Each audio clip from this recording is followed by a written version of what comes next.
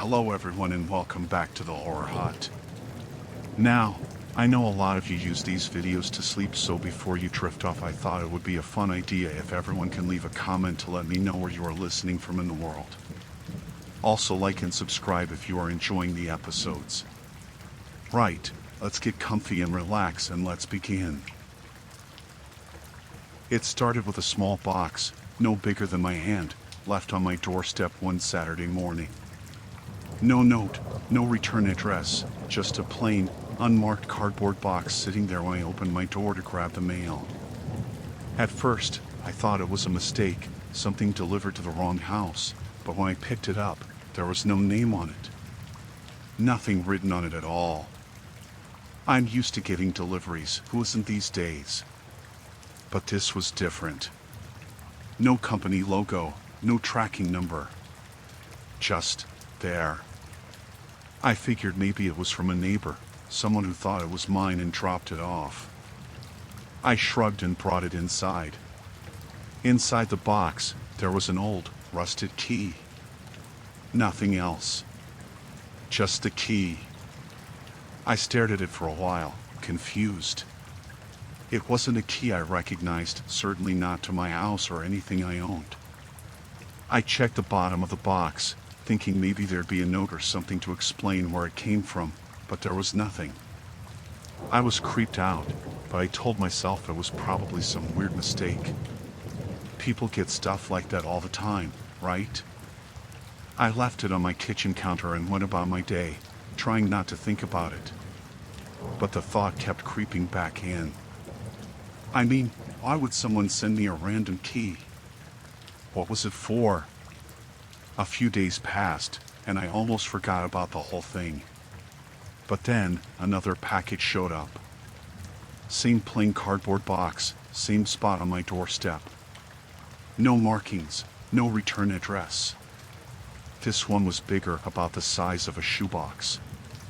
By then, I was feeling uneasy. This wasn't just a one-off mistake. Someone was leaving these packages for me, and I had no idea why. I brought it inside, and I hesitated for a moment before opening it. Inside was something I recognized immediately, an old sweater I'd lost months ago. I had looked everywhere for it and eventually gave up, figuring I must have left it somewhere or accidentally donated it. But here it was, folded neatly inside this unmarked box. I felt a chill run down my spine. How did they get this? And why return it now, like this? My first thought was that maybe someone found it and was returning it. But then why not just leave a note? Why all the mystery? I checked my front yard, looked down the street, even peeked around the side of my house. Nothing. No one in sight. I sat in my living room for a while, just staring at the box and the sweater, trying to wrap my head around what was happening. I didn't feel like I was in danger, not yet, but it was unsettling, to say the least. A week went by without any new packages, and I started to relax.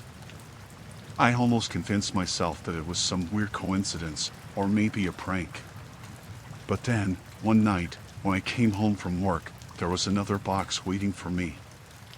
This one was different. Bigger than the last two. Heavier. I didn't even want to bring it inside. I stood on the porch for what felt like forever, staring at it, my heart pounding in my chest. I knew I shouldn't open it, but I also knew I couldn't just leave it there. I took a deep breath, grabbed it, and went inside. I sat at my kitchen table with the box in front of me, hands shaking as I cut through the tape. When I opened the lid, I felt like the air had been sucked out of the room. Inside was a framed photo of me, sitting on my couch in my living room. It was taken from outside my house, through the window. I dropped the box and backed away, my heart racing. This wasn't just some prank. Someone had been in my yard. Someone had been watching me. I rushed to the window and yanked the curtains closed, my mind racing. Who was doing this? And why? I double-checked that all the doors were locked, that the windows were shut tight. I couldn't breathe. I didn't sleep that night. Every noise, every creak had me on edge. I sat on the couch with my phone in my hand, ready to call someone if I heard anything out of the ordinary. But the house was quiet, too quiet. Like I was waiting for something to happen. The next day, I called the police. I didn't want to seem paranoid, but I knew I had to report it. They came over, looked at the boxes, and asked me a bunch of questions. But there wasn't much they could do. No fingerprints, no leads.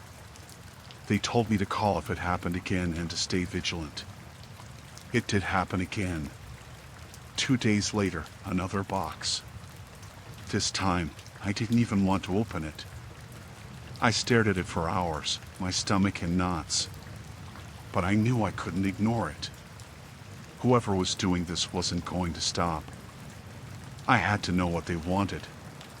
Inside the box was something I hadn't noticed was missing, a pair of earrings I used to wear all the time. I hadn't seen them in months and assumed I'd misplaced them. But here they were, neatly placed inside the box, like someone had been in my house and taken them without me knowing. I felt sick. How long had this been going on? How many other things had disappeared without me noticing? I searched the house, looking for anything else that seemed out of place, but everything else seemed normal. I didn't know what to do. The police couldn't help, and I didn't have any clues to go on. I thought about staying at a friend's place, but I didn't want to drag anyone else into this. I started leaving all the lights on at night, checking the locks obsessively, but it didn't help. The fear followed me everywhere. The packages kept coming. Little things at first, more personal items that had gone missing, old letters, a photo from my childhood. Each time, it felt like whoever was doing this was getting closer, like they were taunting me. The breaking point came about a month later. I came home one evening, exhausted from work, and found another box waiting for me. This one was different. It was larger than any of the others, heavy and awkward to carry inside. I didn't want to open it. I knew something was wrong. But I had to know. I had to see what was inside. When I finally opened the box, my blood ran cold. It was a blanket from my bed, the one I had slept under the night before. I dropped the box, my heart pounding in my chest. Someone had been in my house while I was sleeping. Someone had been watching me, moving around my home while I lay there, completely unaware. I didn't know what to do. I called the police again, but they didn't have any answers. They said they'd patrol the area, but I knew that wouldn't be enough. Whoever was doing this wasn't going to stop. They were getting bolder. That night, I couldn't sleep. I barricaded myself in my bedroom, with a chair wedged under the door handle, clutching my phone in my hand. Every little sound made me jump. I was certain they were coming back. Around 3 a.m., I heard something outside. Footsteps. Slow, deliberate. I froze, barely breathing, straining to hear. The footsteps stopped just outside my front door. I heard a soft scraping sound, like someone was dragging something across the porch. Then silence. I waited for what felt like hours, but nothing else happened. Eventually, I worked up the courage to check the window. There was another box on the porch, larger than any of the others. I didn't open it. I didn't want to know what was inside. The next morning, I packed up and left.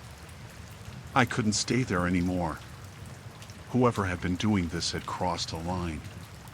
They were inside my house, in my life, and I had no idea how to stop them. I moved out of the house a week later, never looked back. I don't know who it was, or why they targeted me. I still get paranoid sometimes, wondering if they'll find me again. But I'm safe, for now. At least, I hope I am.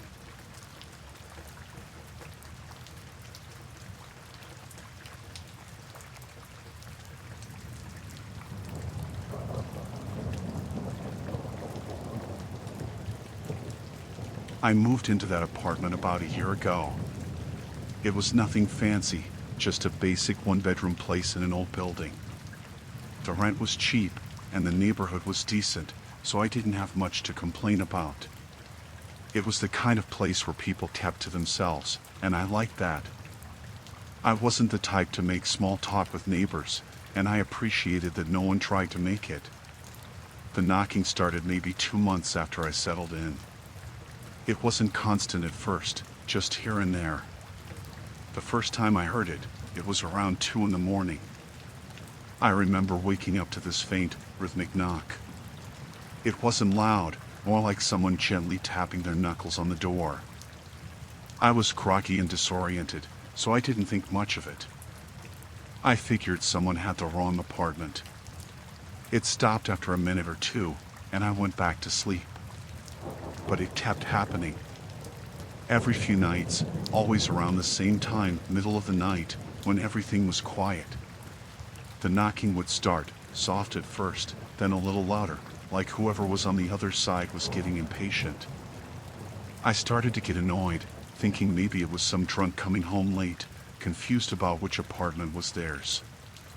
I never got out of bed to check. I'd just lie there, listening, waiting for it to stop, which it always did. About a month in, I mentioned it to the building manager. He was an older guy, probably in his 50s, who lived on the first floor. He shrugged it off, said he hadn't heard anything like that from anyone else. Told me it was probably just pipes or the building settling, something like that. I didn't buy it, but I let it go. There wasn't much he could do about it. The knocking kept up, though. Always late at night. Sometimes it was so soft I'd wonder if I was imagining it. Other times, it was loud enough to wake me up, pounding like someone was trying to get in. I started to get paranoid. I'd lie in bed, staring at the ceiling, waiting for it to start. It was like I knew it was coming, like I could feel it. Then one night, something changed. The knocking was louder than usual, more aggressive. I was wide awake this time, and for some reason, I felt this overwhelming urge to check. I'd never looked through the peephole before. I always stayed in bed, waiting for it to pass, but that night, something in me snapped. I was tired of feeling watched, of being woken up by this strange, endless knocking. I got up slowly, heart pounding, and crept to the door. The knocking stopped as soon as I got close. I stood there for a second, hand hovering over the doorknob, hesitating. Then, I leaned forward and peered through the peephole. There was no one there. The hallway was empty. I let out a breath, half relieved, half confused. I stood there for a minute, just staring, trying to shake the weird feeling in my gut. Then, I went back to bed. A few nights later, it happened again. Same thing, loud, frantic knocking. I jumped out of bed, heart racing, and rushed to the door. As soon as I got close, the knocking stopped. I looked through the peephole, expecting the hallway to be empty again. But this time, there was someone standing right in front of my door. I froze. My heart felt like it was going to explode. Whoever it was, they were standing so close that I couldn't see their face. Just the top of their head, dark hair matted down like they'd been out in the rain. I could see their shoulders, their arms hanging by their sides, but they weren't moving. They were just standing there, inches away from the door, completely still. I backed away slowly, not making a sound, trying to keep my breathing steady. I didn't know what to do. Call the police. Open the door? I wasn't sure what was happening, but something told me not to make a move, not to make any noise. I crept back to my bedroom, shut the door softly, and sat on the edge of the bed, listening. I didn't sleep that night.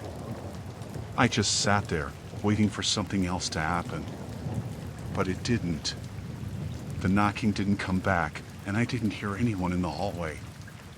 It was like whoever it was had just disappeared. The next morning, I left the apartment as soon as the sun came up. I didn't want to be there anymore. I went to work, tried to focus on anything else, but I couldn't stop thinking about it. Who was that? Why were they standing so close to my door, and why didn't they say anything? That night, I didn't want to go home. I stayed late at the office, dragged out errands, anything to avoid going back. But eventually, I had to. When I got back to the apartment, everything seemed normal. No weird vibes, no strange sounds. For a moment, I thought maybe I'd imagined the whole thing. But then, as soon as I turned up the lights and lay down, the knocking started again. This time, I couldn't ignore it. I couldn't just lie there, waiting for it to stop. I got up, crept to the door, and looked through the peephole. They were there again. Same person, standing just inches away from the door. This time, I could see more. Their face was pressed up against the door, their eyes staring straight into the peephole. It was like they knew I was there, like they were watching me through the other side. I stumbled back, my heart racing, trying not to make a sound. I backed into the bedroom, grabbed my phone, and called the police. I didn't care if it made me look paranoid. Something was seriously wrong. When the cops showed up, the person was gone. They searched the building, checked the security cameras, but there was no sign of anyone. The cameras didn't even catch anyone coming in or out of the building. It didn't make sense. After that, I couldn't stay there. I packed a bag and went to stay with a friend. I didn't go back for a few days, but eventually, I had to. I couldn't afford to break my lease, and part of me thought maybe it was over, maybe whoever it was had moved on. But the first night I was back, the knocking started again. This time, I didn't check. I didn't get out of bed. I just lay there, frozen, listening. The knocking was softer this time, almost like they were tapping their fingers against the door, but it was relentless. It went on for hours.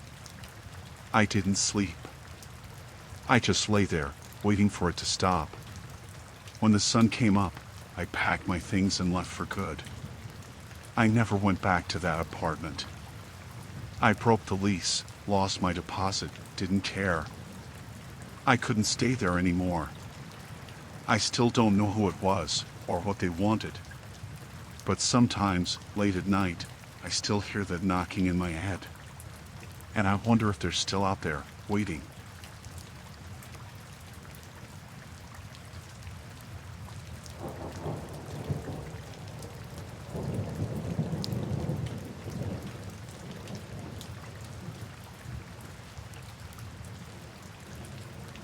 I was in town for a work trip.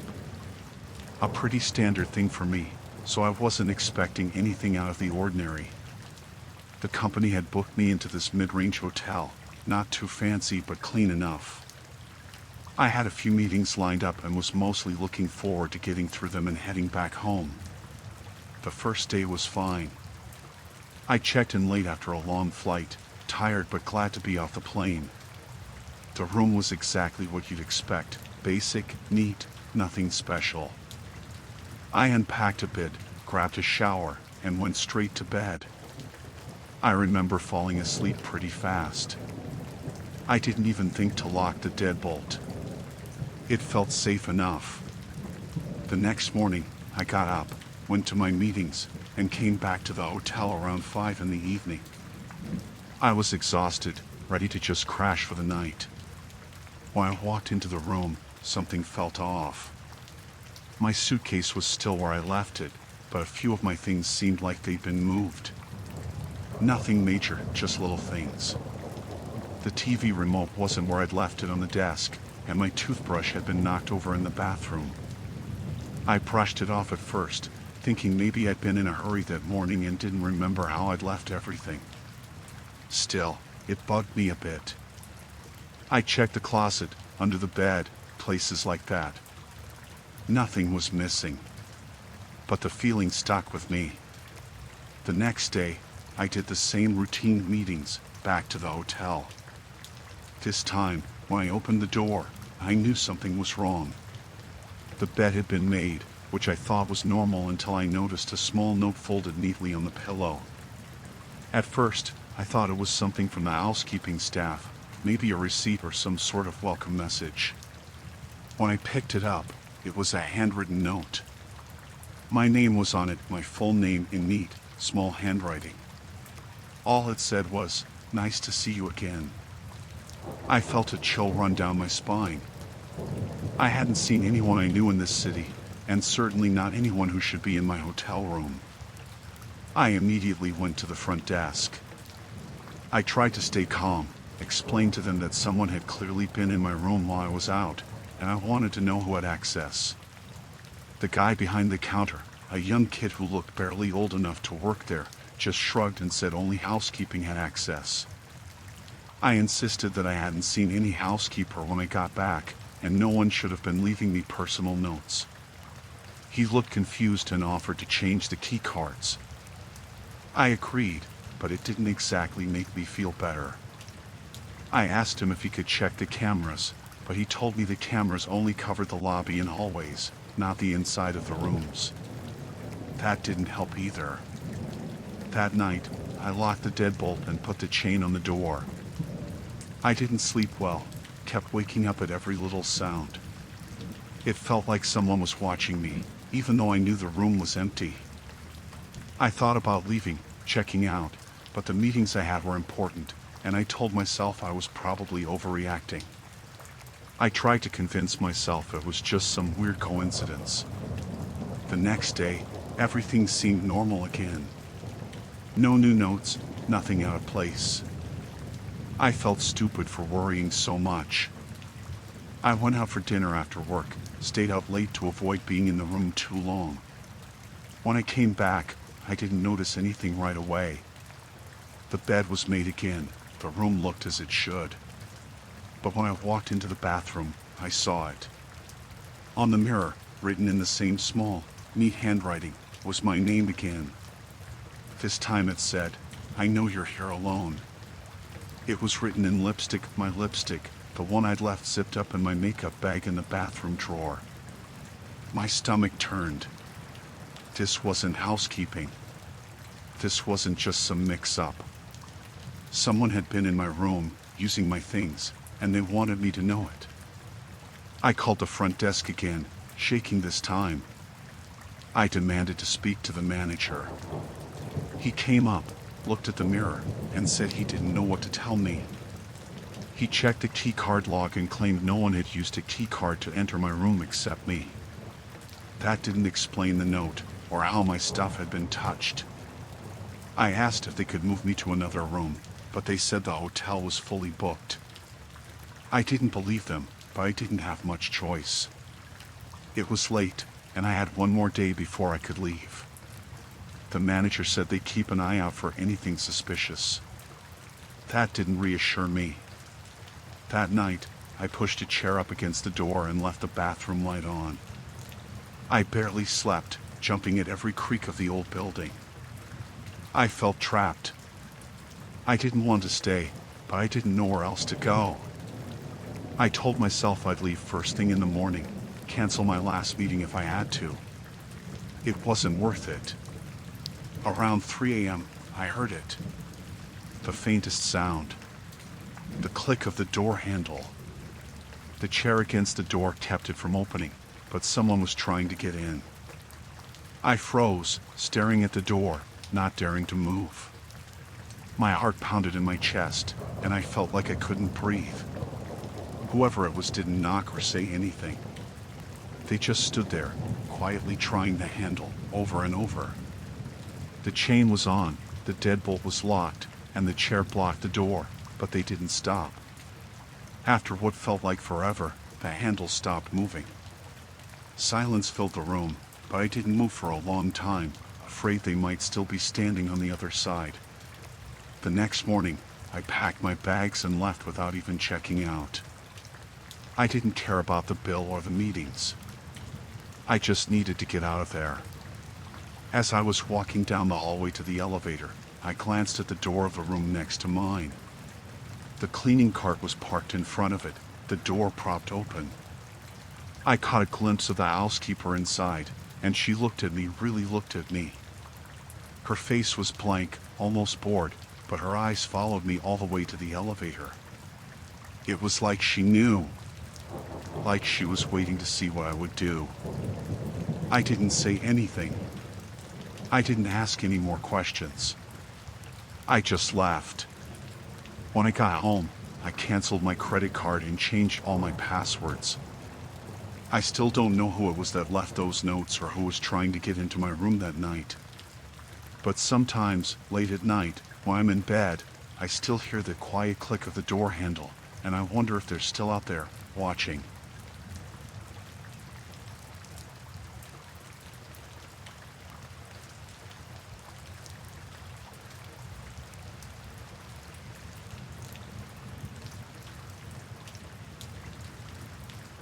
I was at the train station late one night, around 11:30.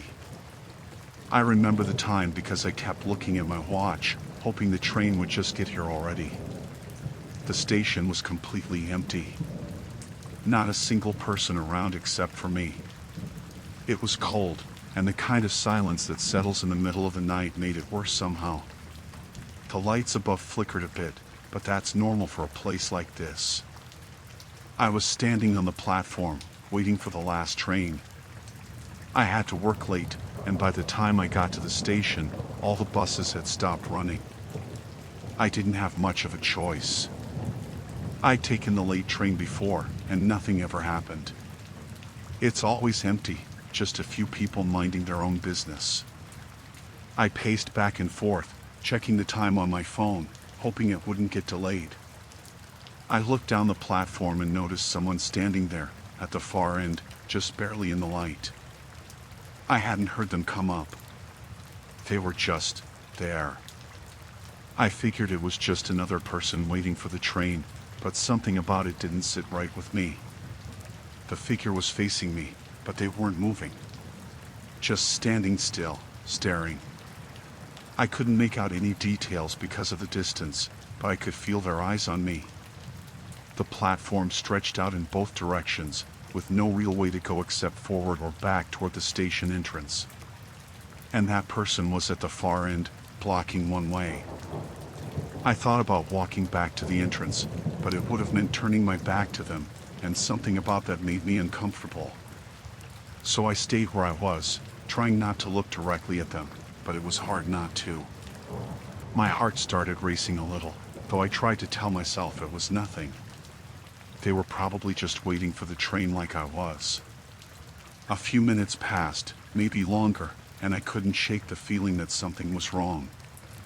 I looked again, and that person was still there, hadn't moved an inch. Not one step. I could have sworn they were closer now, though. Like they'd shifted just slightly. I wasn't sure. I pulled my phone out, pretending to scroll through it, but my eyes kept flicking back to the figure. The train wasn't due for another 5 minutes. 5 minutes felt like forever at that moment. I told myself to relax, to just keep cool and wait it out. People wait for trains, that's what they do, I thought. No big deal. But then the figure started to move. At first, it was just a step. Slow, deliberate. Then another step. They were walking toward me, not fast but steady. I froze, not knowing what to do. There was no one else on the platform, just me and this person. I wanted to convince myself it was nothing. Maybe they were just coming closer for the train. Maybe they wanted to ask for the time. But they didn't stop. I could feel my breath catching in my throat, my hands starting to sweat. I glanced behind me, toward the exit, but it was a long way back. I was too far down the platform. The figure kept coming, their steps quickening. Panic hit me then, hard. I could see the shape of him now, a man, tall, with broad shoulders. I couldn't see his face clearly under the flickering lights, but I could feel his eyes locked on me. He started moving faster, his pace picking up until he was practically jogging. That's when I knew this wasn't normal. This wasn't just some guy walking toward the train. This guy was coming for me. I backed up, looking for anywhere to go, anywhere to hide, but the platform was wide open. I was exposed, nowhere to go except the edge of the tracks. My heart was pounding in my chest, and I could hear my blood rushing in my ears. The only thing between me and him was the empty space of the platform, and he was closing the gap fast. I looked down the track, hoping to see the train lights, praying for them to appear, but the tunnel was dark. No sign of the train. I didn't have time to think anymore. He was running now, full on sprinting toward me, his feet pounding against the concrete. I could hear it, each step getting louder and louder. I took a step back, my legs stiff with fear. Then I turned and ran, but there was nowhere to go. I couldn't make it to the exit in time. He'd catch me before I got halfway there. My only chance was to jump down onto the tracks and try to cross to the other platform. It was risky, but it was all I could think of. I reached the edge of the platform and looked down. The tracks were deeper than they seemed, and I hesitated for just a second, but that second cost me. I heard him behind me, getting closer. His footsteps were right there. I could feel him almost breathing down my neck. I jumped. The fall wasn't graceful. I hit the gravel hard, stumbling as I landed, but I managed to stay on my feet. I could hear him above me now, shouting something I couldn't make out, his voice hoarse and angry. He was right there, at the edge of the platform, looking down at me. I didn't look up at his face, didn't want to see it. I ran along the tracks, my legs burning, the cold air cutting through me. My shoes slipped on the metal rails, and I almost fell. I could hear him drop down onto the tracks behind me. He was following me, not stopping, not giving up. His footsteps were heavy, crunching the gravel under his weight. I could see the lights of the train now, far down the tunnel, but it was coming. Relief washed over me, but I wasn't safe yet. The train was still a ways off, and I was stuck on the tracks. I had to get off before it reached me. I scrambled to the opposite platform, trying to climb back up. My hands slipped on the cold concrete, and I couldn't get a good grip. My fingers were numb, shaking. I felt the man's presence behind me, getting closer. He wasn't running anymore, just walking toward me, slow, like he had all the time in the world. Like he knew I couldn't get away. I forced myself up, pulling with everything I had, and finally managed to get back onto the platform. My knees hit the concrete hard, but I didn't stop. I got up and ran toward the exit, not looking back. The train was pulling in as I reached the stairs. I heard it screeching to a stop, the doors opening, the rush of air as it slowed down. I kept running, my feet barely touching the ground. I didn't stop until I was back at the station entrance, where there were lights, and people, and safety. I don't know if he followed me all the way. I don't know if he got on the train. I didn't look back. But I never took the late-night train again.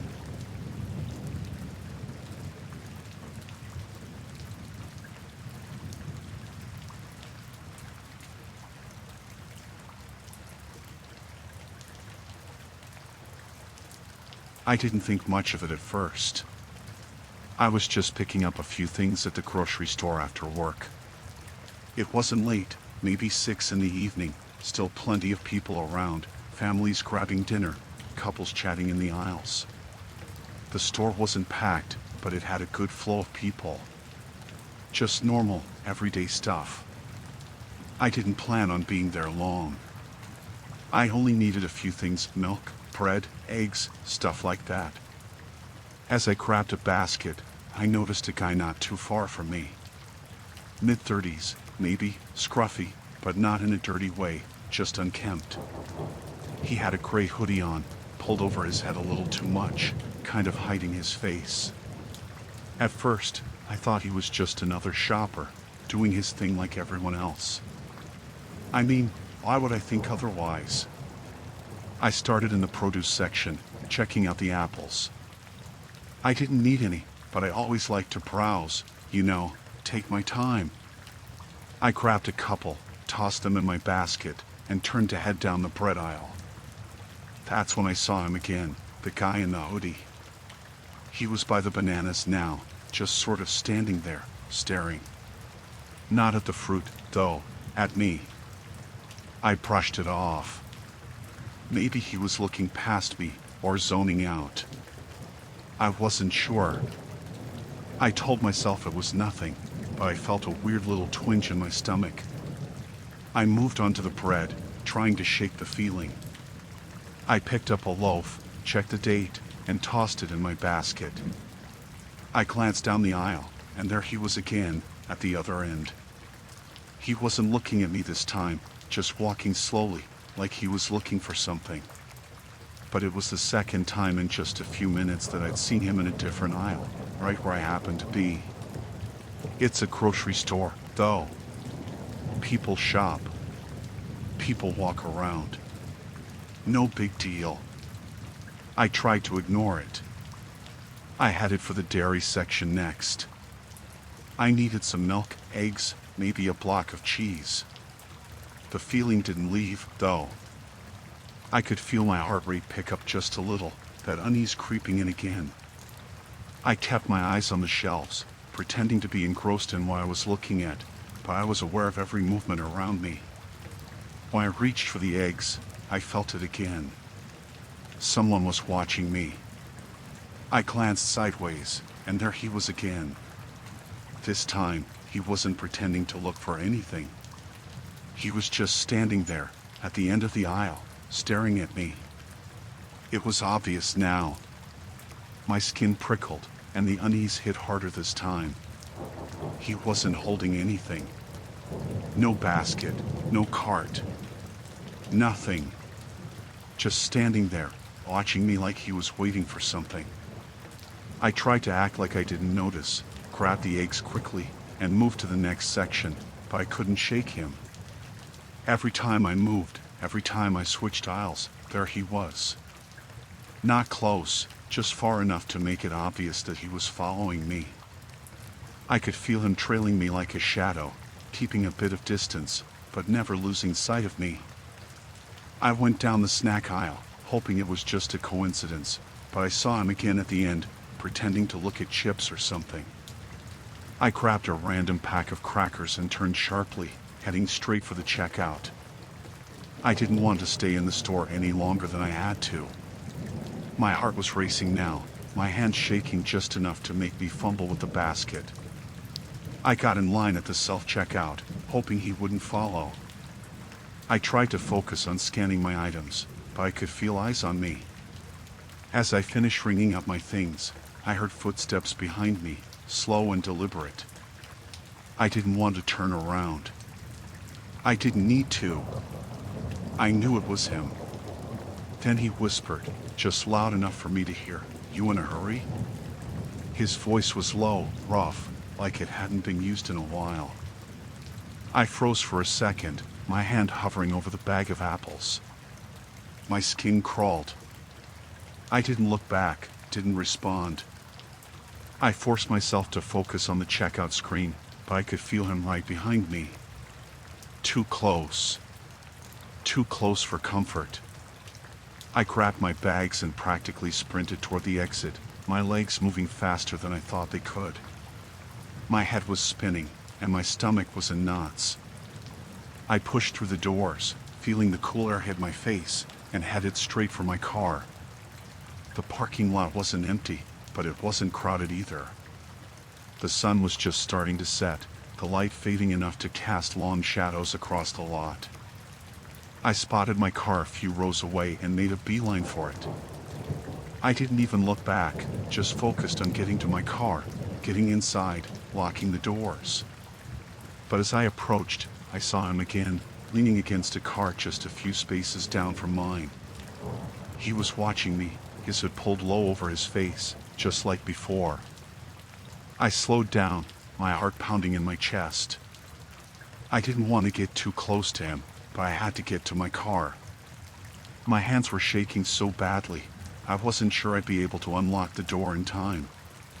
I glanced around the parking lot, hoping someone else would notice, but no one seemed to be paying attention. Just cars pulling in and out, people going about their business. I fumbled with my keys, trying to get the door unlocked as quickly as possible. My fingers were trembling, slipping on the metal.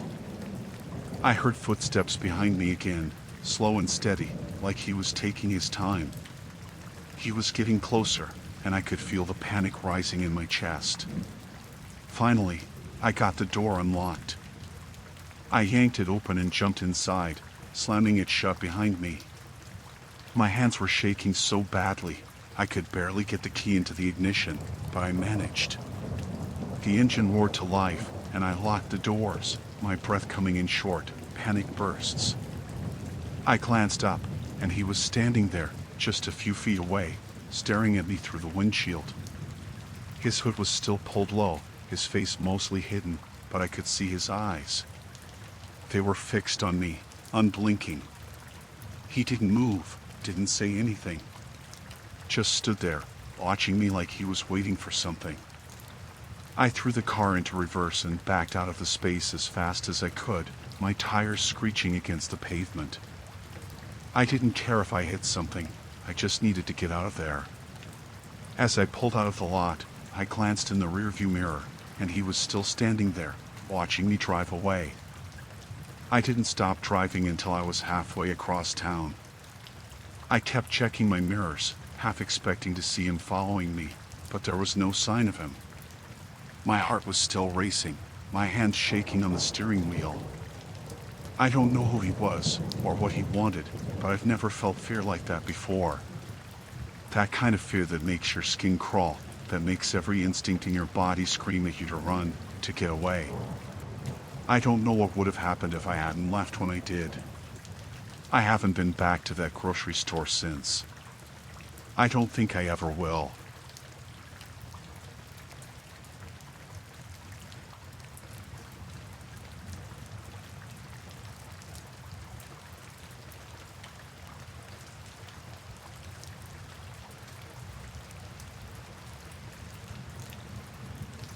I didn't really know what I was getting into when I decided to camp out there alone. I'd gone camping before, but never by myself. I figured it would be a good way to clear my head for the weekend. Just me, the trees, and some quiet. The site I picked wasn't far off the beaten path, about a 20-minute hike from where I'd parked the car. It wasn't an official campsite, just a clearing I'd found on a trail map. I liked that. The idea of being away from people, out in the middle of nowhere. The first night was fine. I set up the tent, started a fire, cooked some food. Everything felt peaceful.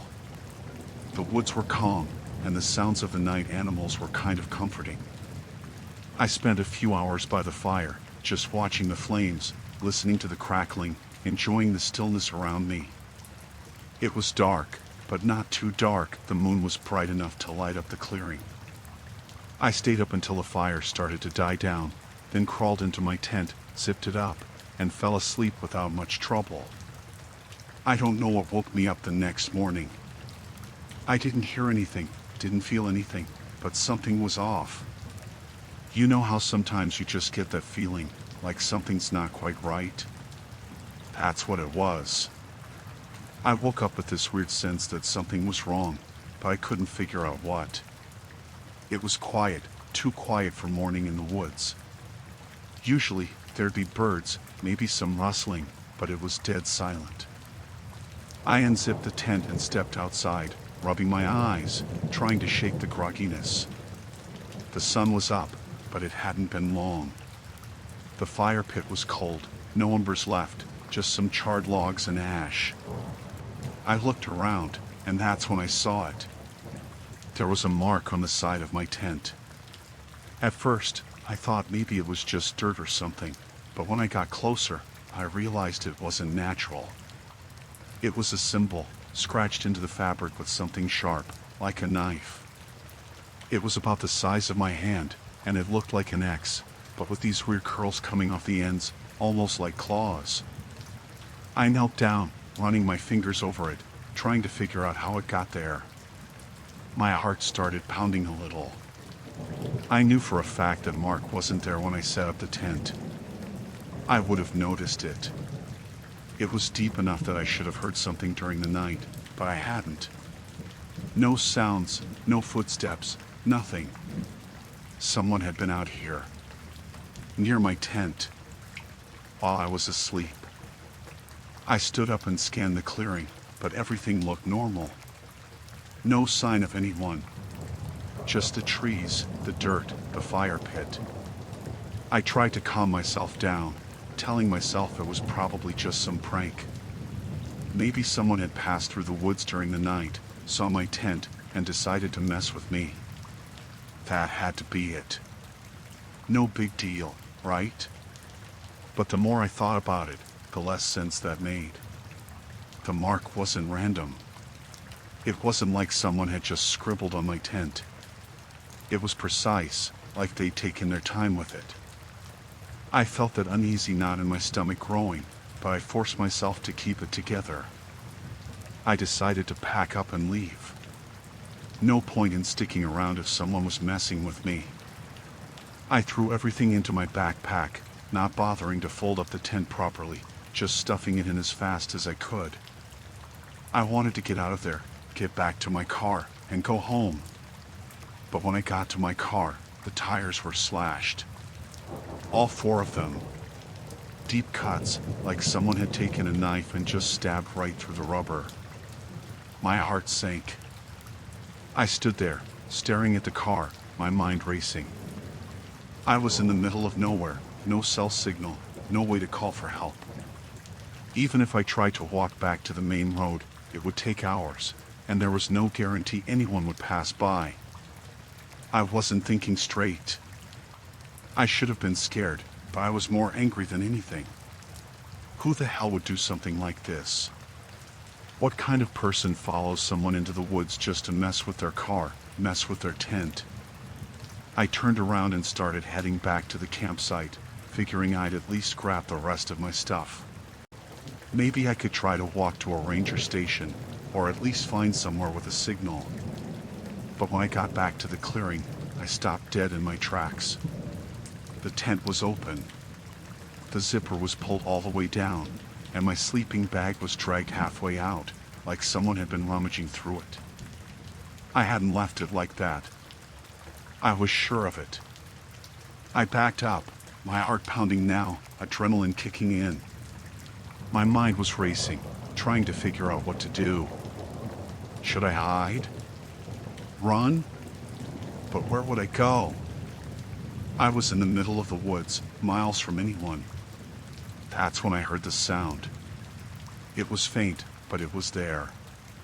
Footsteps, crunching leaves, coming from somewhere behind the trees. Slow, deliberate, like someone was trying to be quiet but wasn't quite succeeding. I couldn't see anyone, but the sound was getting closer. I didn't wait to find out who it was. I grabbed my backpack, the one thing I had left, and bolted. I didn't care which direction I went, I just needed to get away. My legs were moving faster than they ever had, but the trees seemed to close in around me, making it harder to move. I could hear the footsteps behind me, still there, still following. I didn't stop running until I couldn't hear the footsteps anymore. My lungs were burning, my legs shaking, but I didn't dare stop. I kept going, weaving through the trees, trying to find my way back to the trail, back to the car. I wasn't even thinking straight at this point, just running on pure instinct. When I finally made it back to the trail, I collapsed against a tree, gasping for air.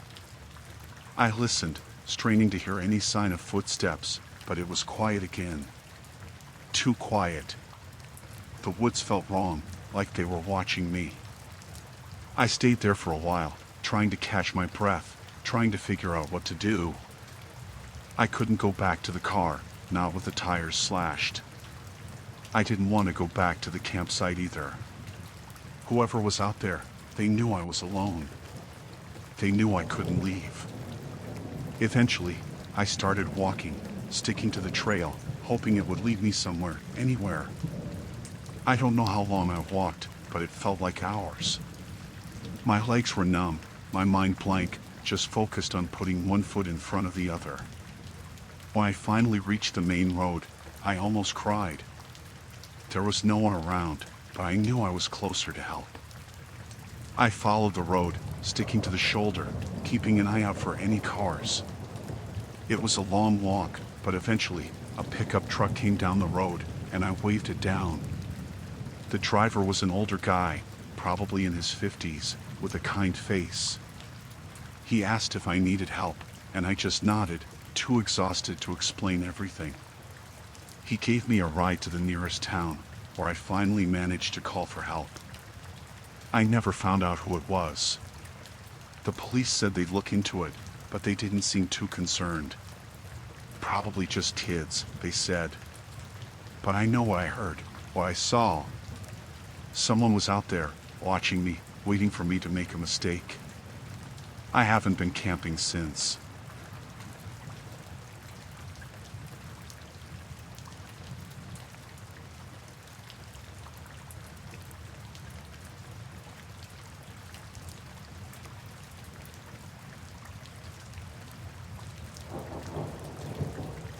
I remember that day too well.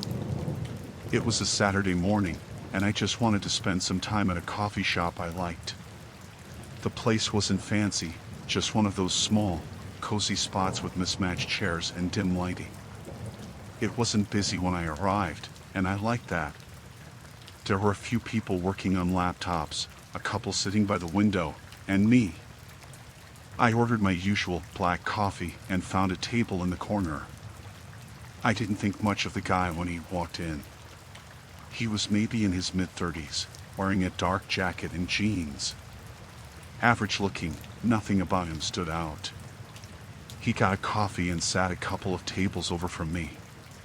At first, I didn't even notice him. I was focused on scrolling through my phone, lost in my own world.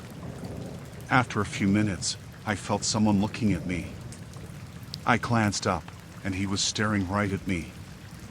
Not in a creepy way at first, just like he was trying to figure out if he knew me or something.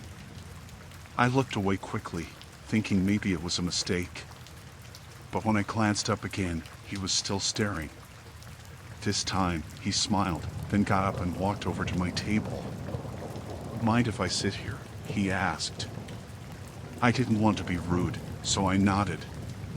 "Sure, go ahead."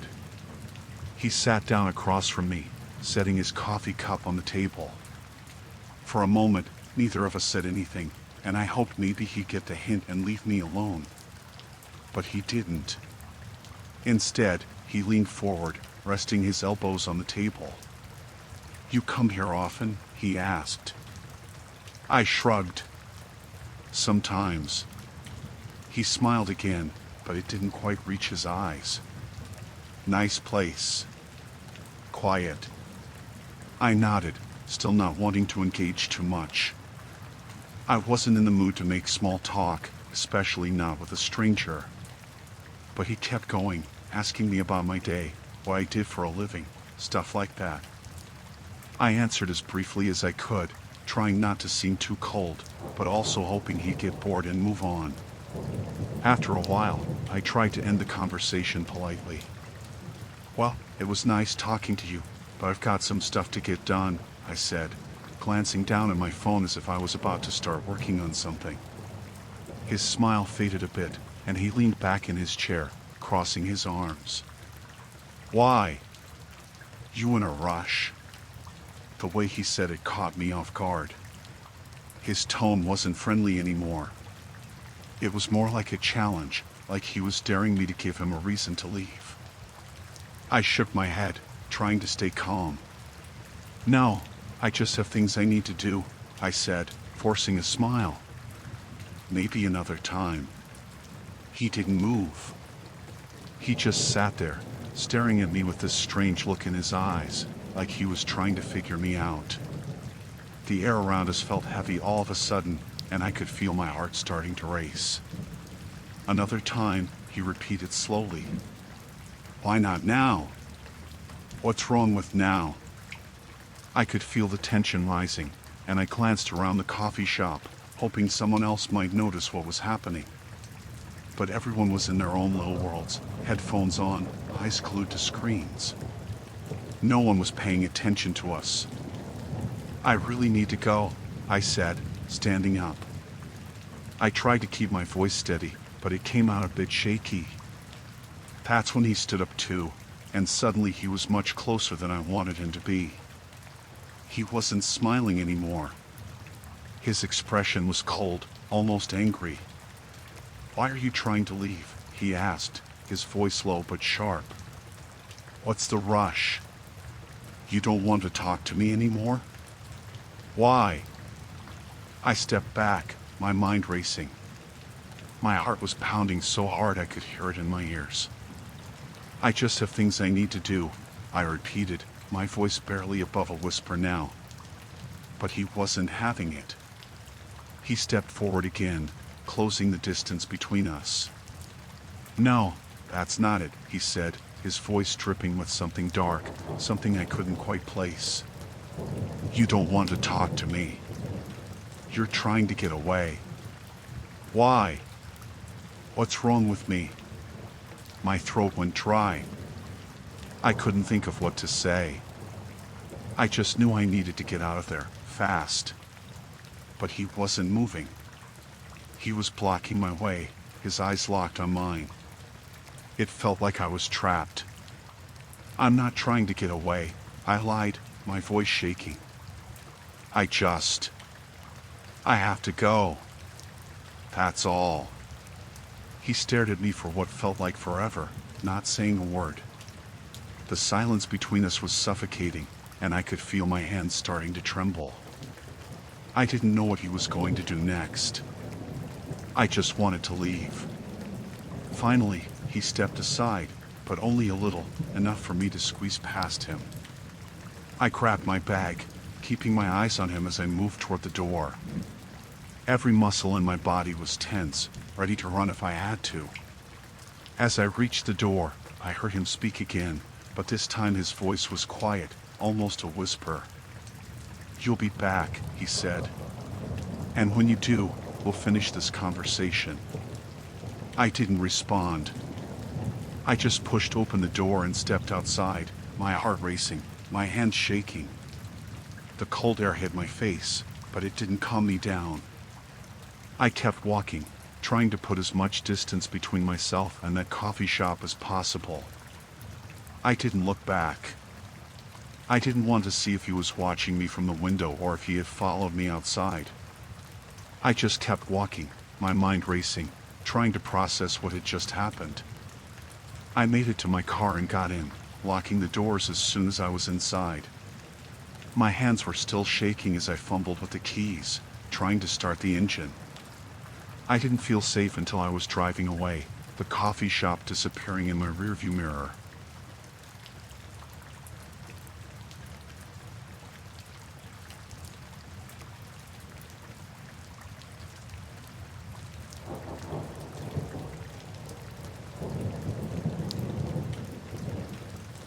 I was driving home late that night, later than I'd planned. It was one of those empty, rural roads where you don't see another car for miles. No lights, no signs, just miles of road cutting through fields and woods. I was trying to keep myself awake, rolling down the window to let the cold air in, but it was quiet out there, too quiet. I saw him before I even realized what I was seeing. Just a figure on the side of the road, standing in the shadows, close enough that the edge of my headlights caught him. He was wearing a jacket, maybe a backpack, but what stood out was how still he was. No thumb out, no walking, just standing there, looking at the road. Looking at my car. I didn't stop. I'm not the type to pick up hitchhikers, especially not at that hour, especially not in the middle of nowhere. But as I passed him, something felt off. It was just the way he was standing there, so still, like he was waiting for something. My hands gripped the steering wheel a little tighter, but I kept going, trying not to think too much about it. I told myself it was probably nothing, people hitchhike, it's not weird. Except it felt weird. I drove another mile or so, my eyes darting to the rearview mirror, but all I could see was darkness stretching out behind me. I tried to shake the feeling off. Maybe I was just tired, maybe I was overthinking it. A few minutes later, the road started to curve, and that's when I saw him again. Same guy, standing right in the middle of the road this time, facing me, directly in my path. I slammed on the brakes, the car screeching to a stop just a few feet from him. My heart was racing. I couldn't believe what I was seeing. There was no way he could have gotten here before me, not on foot. It was impossible. But there he was, standing there like he'd been waiting for me. His face was in shadow, but I could feel his eyes on me, feel him watching me through the windshield. For a moment, neither of us moved.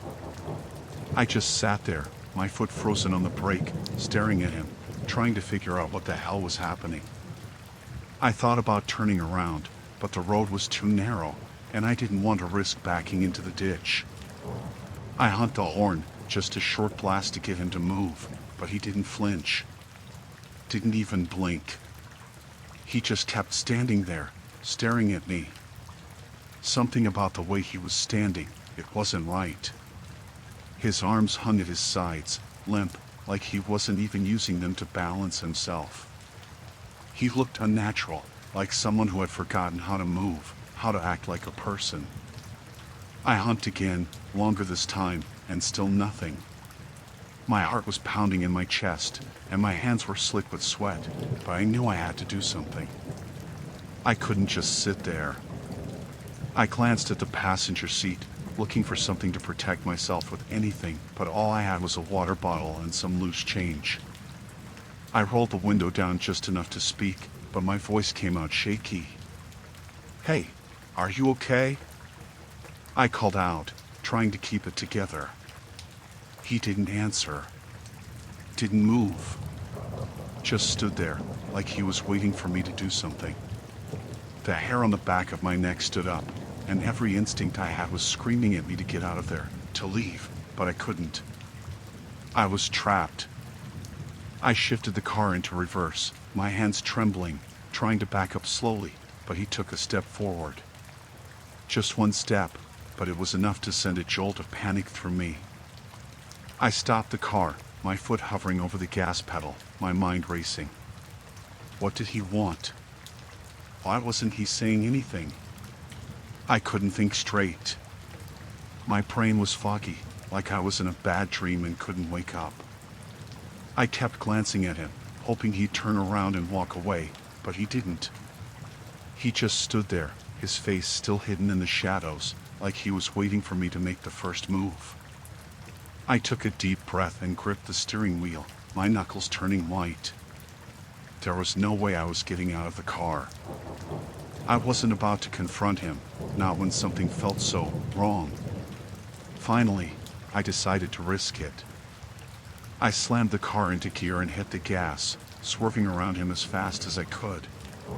For a split second, I thought I might hit him, but he stepped aside at the last moment, just enough for me to pass by. I caught a glimpse of his face then, just for a second, and it sent a chill down my spine. His eyes were wide, staring right through me, and his mouth was twisted into this strange, unnatural grin. I didn't look back. I couldn't. I just kept driving, my hands shaking on the wheel, my heart pounding in my chest. The road stretched on ahead of me, but it felt like it was getting longer, like I was driving in circles and couldn't get out. I kept glancing in the rearview mirror, half expecting to see him standing there, but there was nothing. Just darkness. I don't know how long I drove like that, gripping the wheel so tight my fingers hurt, but eventually, the road started to feel familiar again. I passed a sign for the next town, and I let out a breath I didn't even realize I was holding. But even then, I couldn't shake the feeling that something was wrong.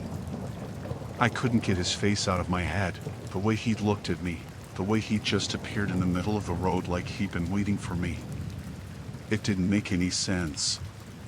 By the time I pulled into town, my body was exhausted, but my mind was racing. I parked the car outside a gas station and just sat there for a few minutes, trying to calm down. I could still see his face, clear as day, burned into my memory. I don't know who he was, or how he got there, or what he wanted. All I know is that I wasn't supposed to stop. I wasn't supposed to talk to him. Something about him wasn't human, or maybe it was, but in a way that scared me more. I never went back to that road. I couldn't. Even now, thinking about it makes my skin crawl, like he's still out there, waiting for me to drive by again. I wonder what would have happened if I'd stopped, if I'd gotten out of the car. Part of me doesn't want to know.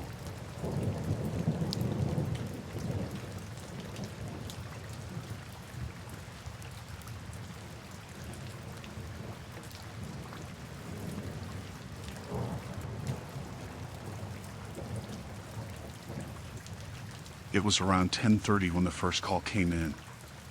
The office was quiet, just the soft hum of the fluorescent lights overhead and the occasional clicking of my keyboard.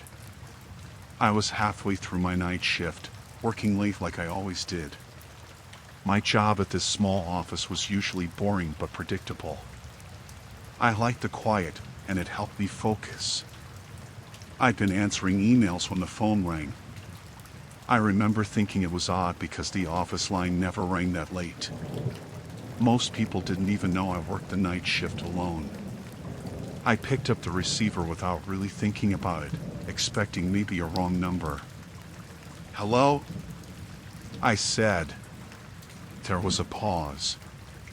Nothing but silence on the other end. Just when I was about to hang up, I heard breathing. Slow, steady, deliberate breathing.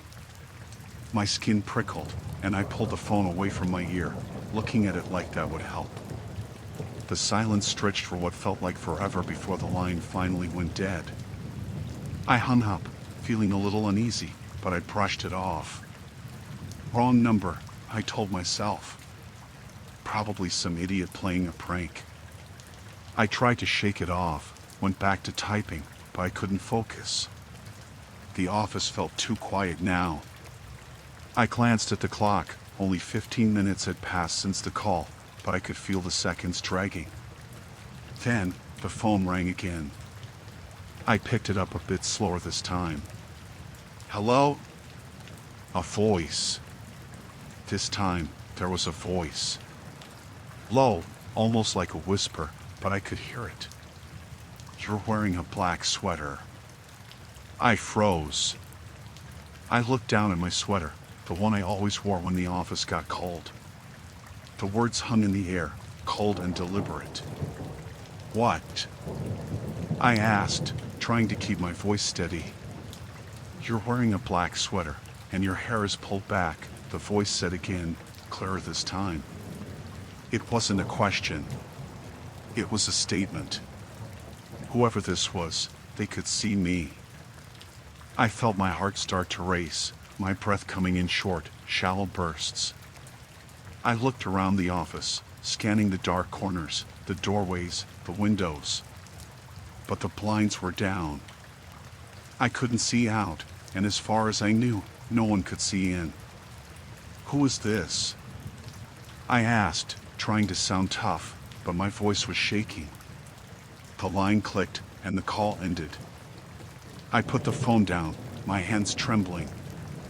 I stood up, walking to the door that led out to the hallway. I checked the lock. It was secure. The front door was the only way in, and it required a key card after hours.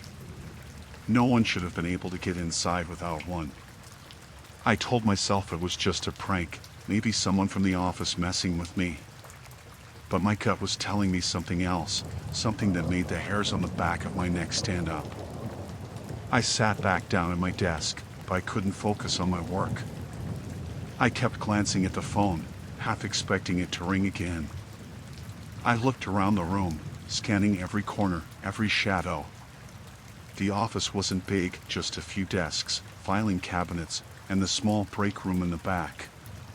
But it felt massive right then, too much space for me to cover with just my eyes. My pulse hadn't slowed down, and I was getting more and more anxious. I could feel sweat start to gather on my palms. I thought about calling my boss, or maybe even the police, but what would I tell them? Someone called me and described my clothes. It sounded ridiculous in my head. Then the phone rang again. I jumped, nearly knocking over my coffee. My hand hovered over the receiver, not wanting to answer but knowing I had to. Slowly, I picked it up. "I like the way you've tied your hair," the voice said immediately. My blood turned to ice. My hands flew up to my head, feeling the ponytail I'd pulled my hair into just before my shift started. Whoever was calling me, they weren't guessing.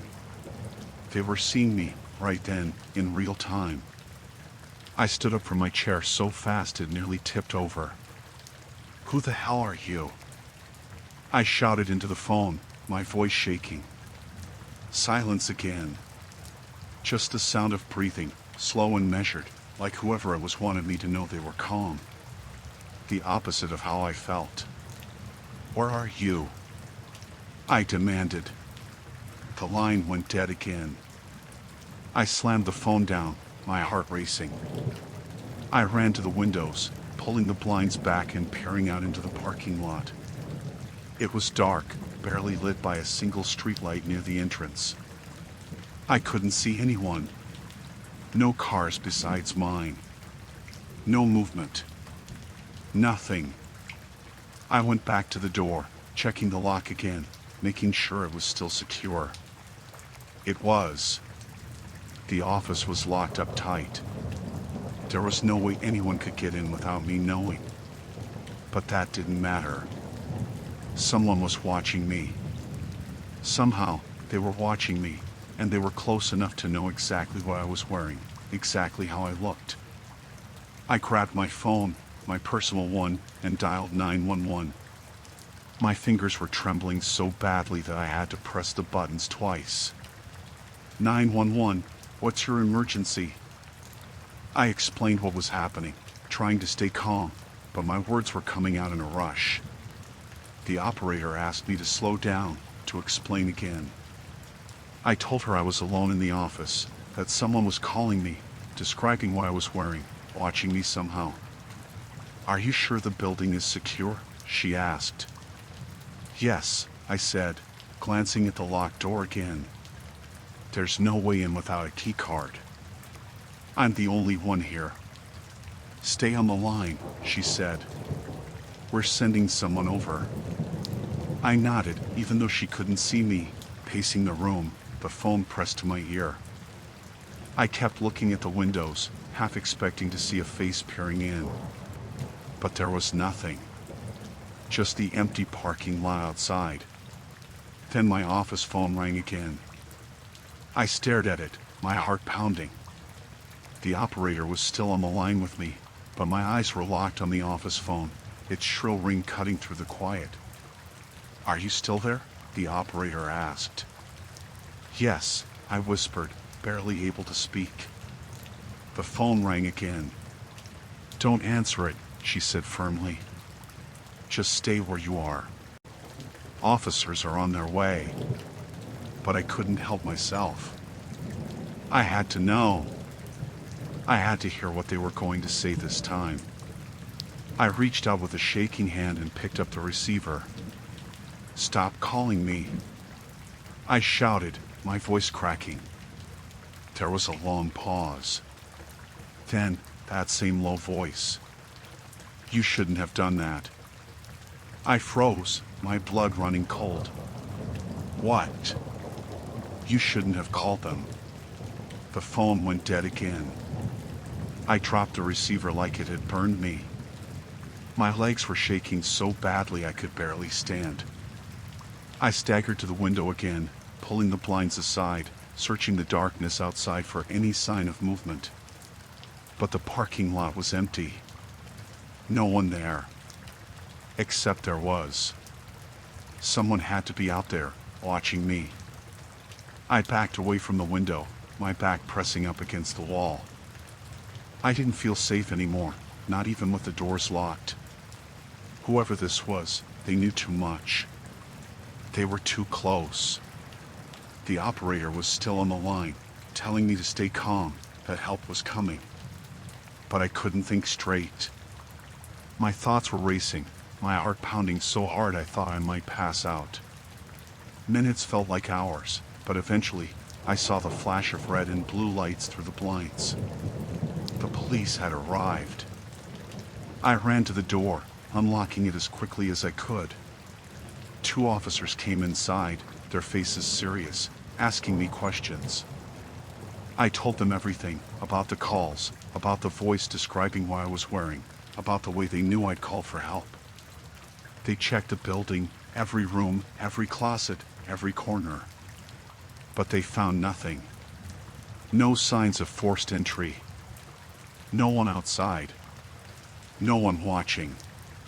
The phone calls, though, they believed me about that. They checked the logs and saw the incoming calls, but there was no trace. No number. Whoever it was had blocked it. I never found out who was watching me that night. The police couldn't track the calls, and the office was secure, just like I thought. But I quit that job the next day.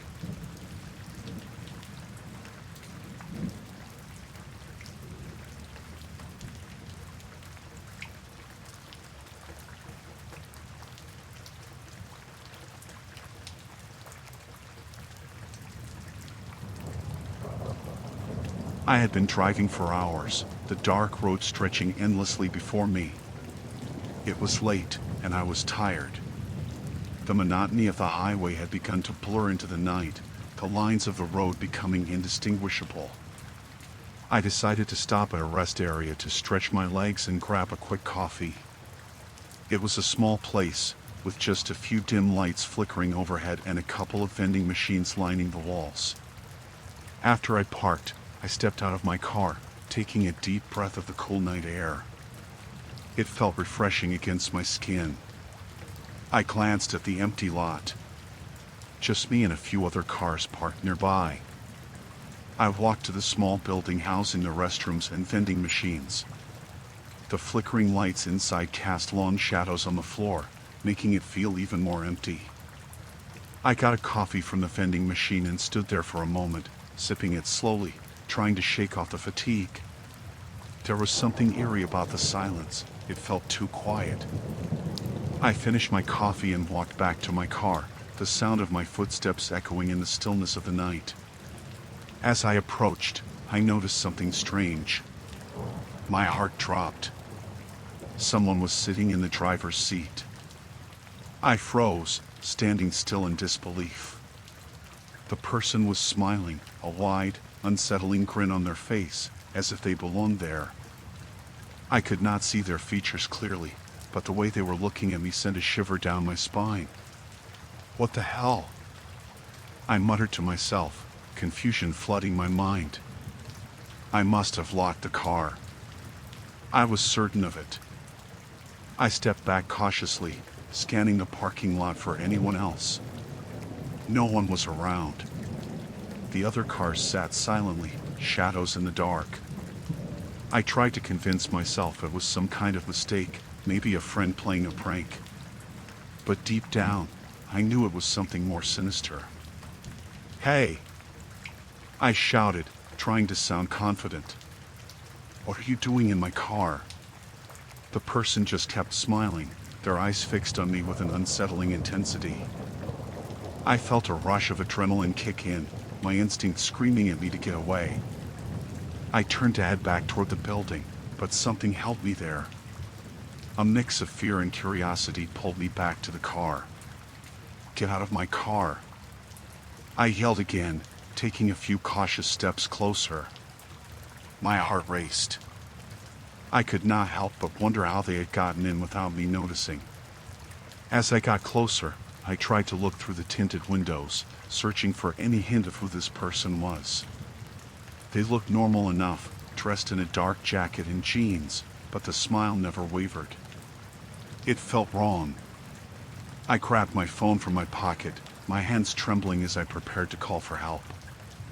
But before I could dial, the person suddenly leaned back in the seat, as if they were getting comfortable. "Why are you so worried?" they said, their voice smooth and calm, completely at odds with the situation. "I just wanted to talk." "Talk?" I echoed, my voice rising in disbelief. "You're in my car.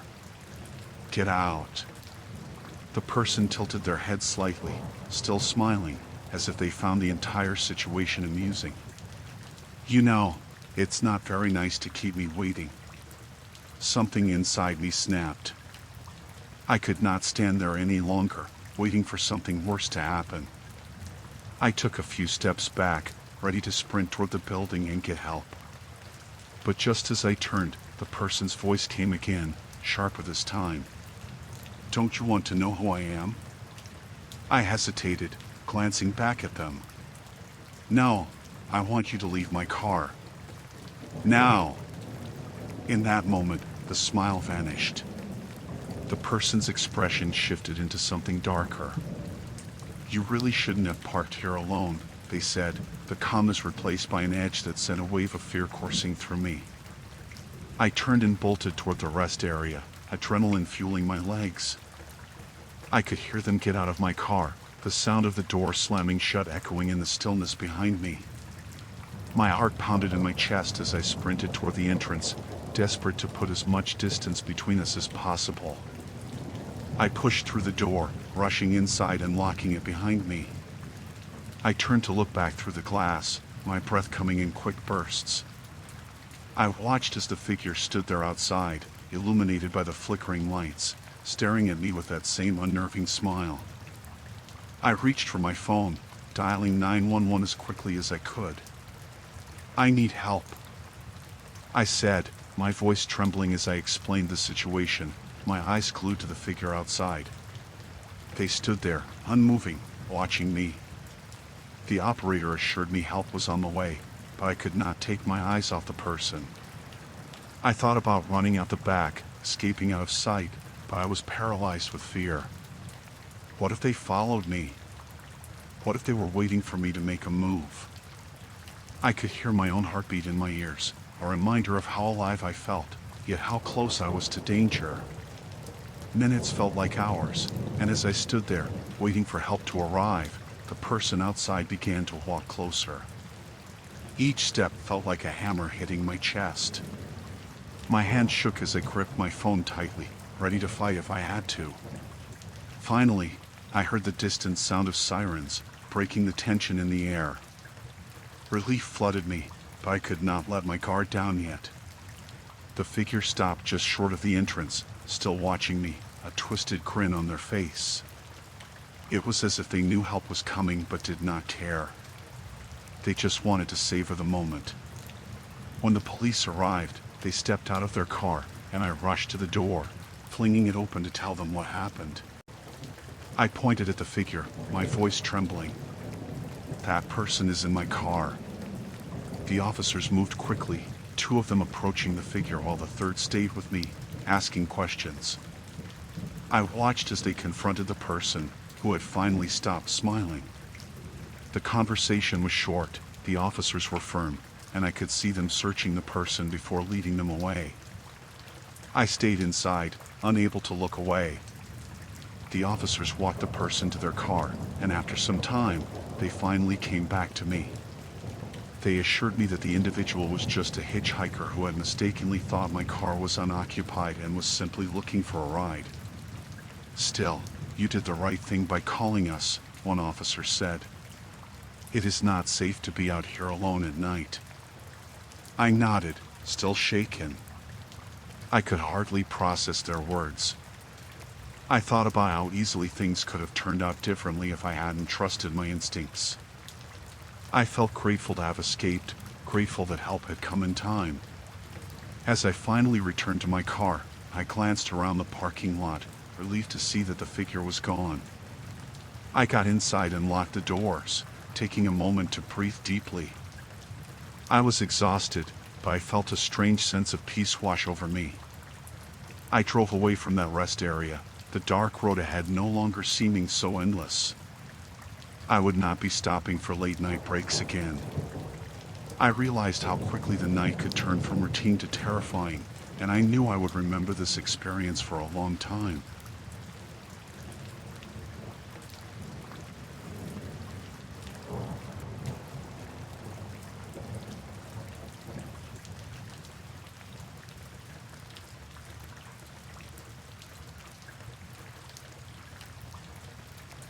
I went out for a jog like I always do.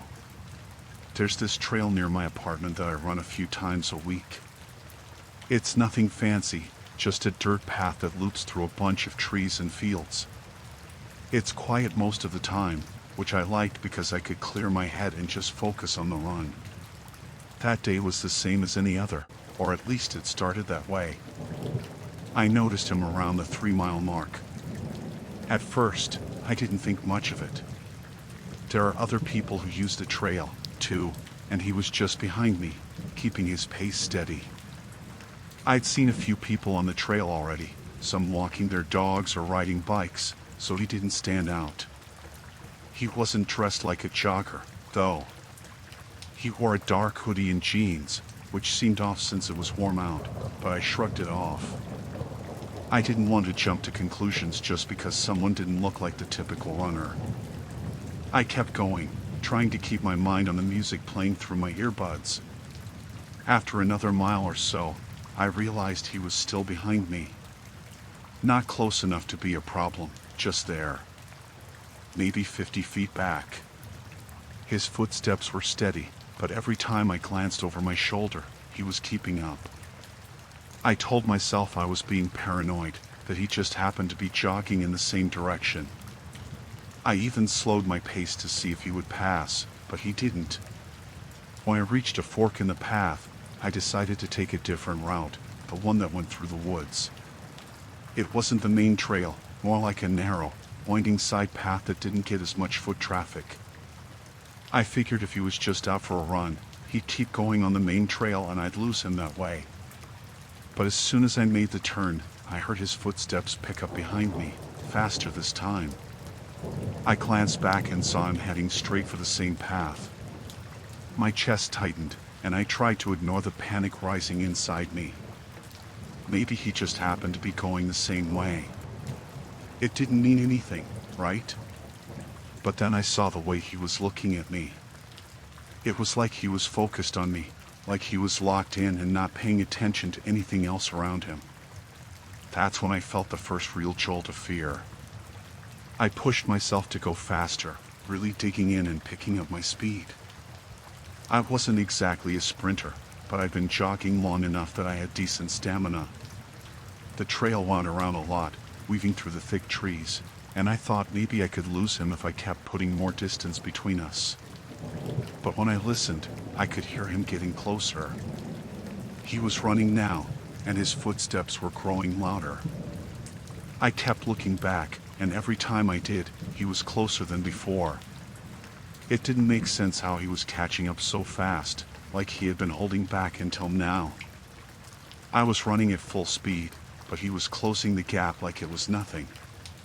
My legs were burning, and my lungs felt like they were on fire, but I didn't slow down. I couldn't. I saw a split in the trail ahead where it forked again. One path went up a steep hill while the other veered off into a thicker patch of woods. I didn't know which was better, but I took the hill. It was harder to run up, and my legs screamed at me, but I thought if I could get to the top, I'd be able to see more, get a better view of where he was and maybe find a way out. But as I reached the top and looked down, I saw him charging up the hill, barely even winded. He was closer than I thought, his eyes fixed right on me. There was no mistaking it now, he was coming after me. I didn't have any doubt left. The way he was running, the way his face looked, I knew he wasn't just out for a jog. I sprinted down the other side of the hill, nearly tripping over my own feet as the path got steeper. The trees were thicker here, and the trail was narrower, winding around bends that made it hard to see what was ahead. I didn't care, though. I kept running, darting off the trail at one point and pushing through the underbrush, hoping to lose him in the trees. The branches scratched at my arms and face, but I didn't stop. I could hear him crashing through the brush behind me, and his footsteps were getting louder. He was catching up, no matter how fast I ran, no matter how many turns I took. I stumbled over a fallen log and nearly went down, barely catching myself before I hit the ground. I saw it clearing up ahead and ran for it, hoping it might lead back to the main trail or a road or something. But when I burst through the trees, there was nothing there, just more woods stretching out in every direction. I spun around, trying to find a way out, and that's when I saw him coming out of the trees behind me. He was close now, too close. I could see the sweat on his face and the way his mouth twisted into a grin when he saw me standing there, trapped in the clearing. I backed away, my legs trembling, barely able to hold me up. I was exhausted, out of breath, and there was nowhere left to run. "Stop," I shouted, my voice coming out hoarse and weak. "What do you want?" He didn't answer, just kept walking toward me, slow and steady like he had all the time in the world. I backed up until my back hit a tree, and I had nowhere left to go. I thought about trying to fight him off, but I was so tired, and he was bigger than me, stronger. He reached into his pocket, and my heart nearly stopped. I thought he was going to pull out a weapon, but instead, he took out a phone and held it up. He was filming me. The realization hit me like a punch in the gut.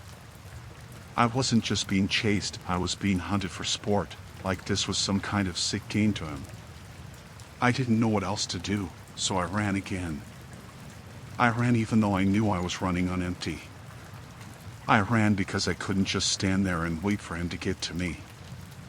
I ran because that was the only thing keeping me alive. I cut back through the trees, not even caring if I was on a trail anymore.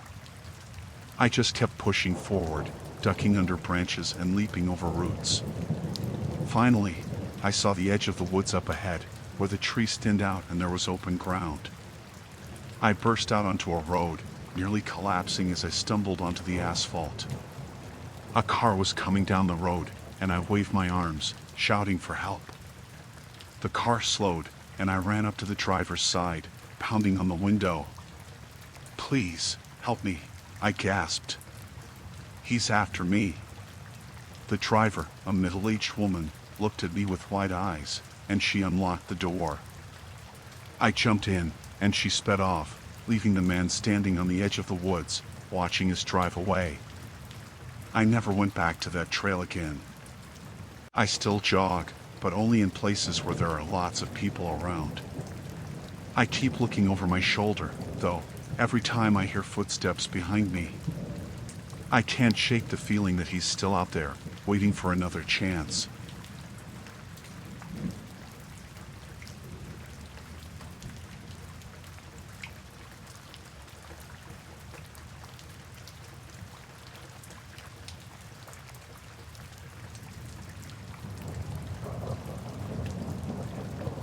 I was working late that night. It wasn't anything unusual. I had been staying at the office late more often than not these past few months, trying to catch up on all the extra work that kept piling up. It was just past 11 p.m. when I finally wrapped up, and by then, the whole building was pretty much empty. Even the cleaning staff had already gone home. The parking garage was on the bottom level, a few floors down. The stairwell was dim, only lit by those old emergency lights, and the place always smelled like mildew and stale air. It wasn't exactly the kind of place you wanted to be in after dark, but I was used to it.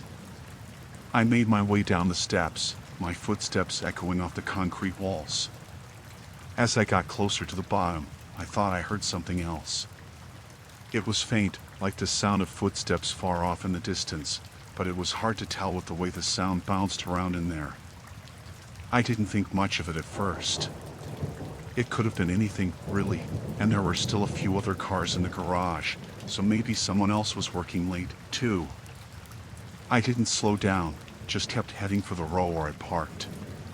But as I got closer to my car, I heard the footsteps again. This time, they were more distinct, coming from somewhere behind me. They weren't fast, more like a slow, steady pace, and the sound of them seemed to grow louder with each step I took. I stopped walking for a moment and turned around, but I didn't see anyone. The place was dead quiet, except for the low hum of the fluorescent lights. I strained my ears, trying to listen for any other noise, but there was nothing. I shook it off and started walking again, a little faster this time. It was probably just my imagination or the sound of my own footsteps echoing weirdly.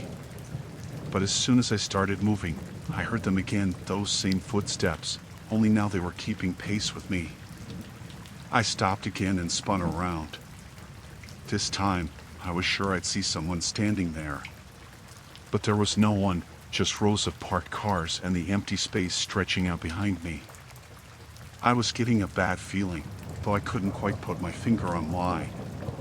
The footsteps, or whatever it was, had stopped whenever I did, like they were following my lead. I felt this chill crawl up the back of my neck, and I couldn't shake the feeling that I wasn't alone.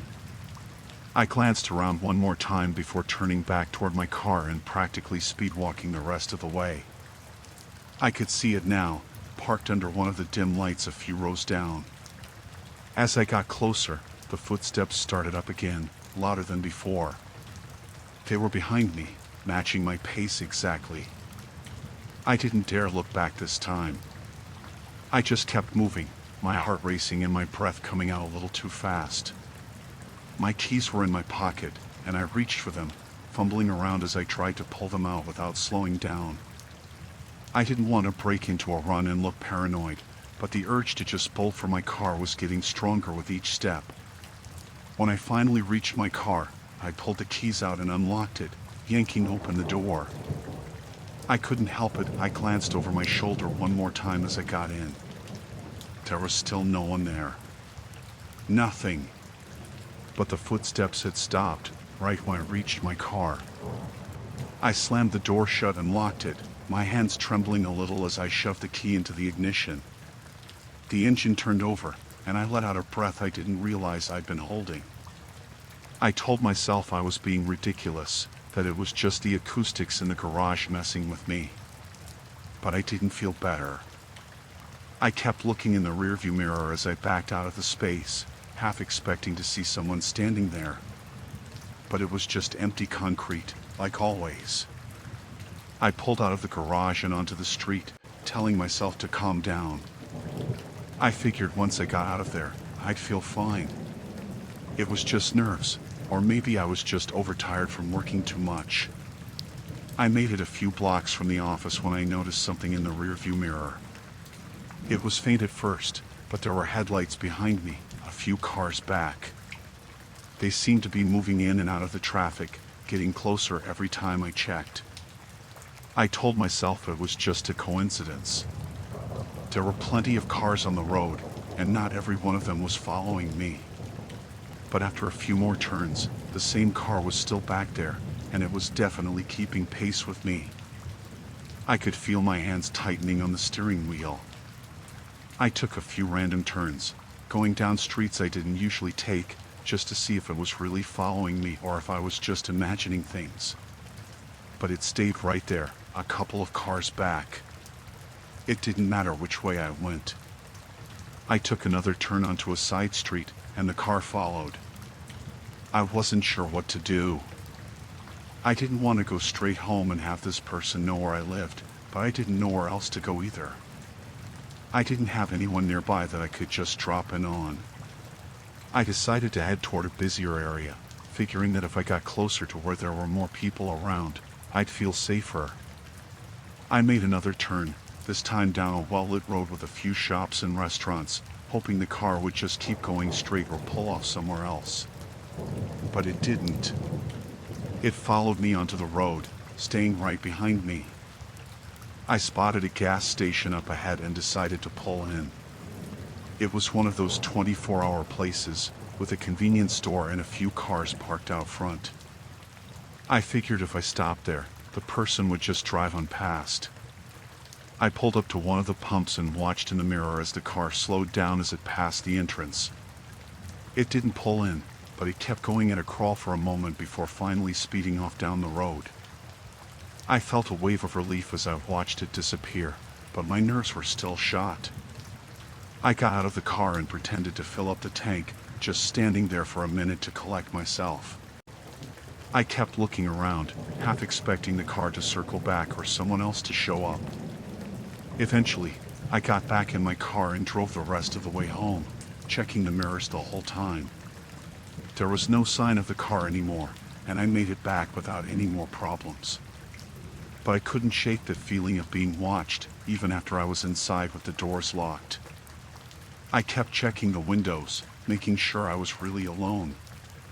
It's been a few weeks now, and I haven't seen that car again. I still stay late at work sometimes, but I park closer to the entrance, where there are more lights. And I always make sure to keep my eyes and ears open whenever I'm in that garage. I don't know who was following me that night, or why, but I haven't forgotten those footsteps. It's like they're still echoing in my head whenever I'm alone in a quiet place.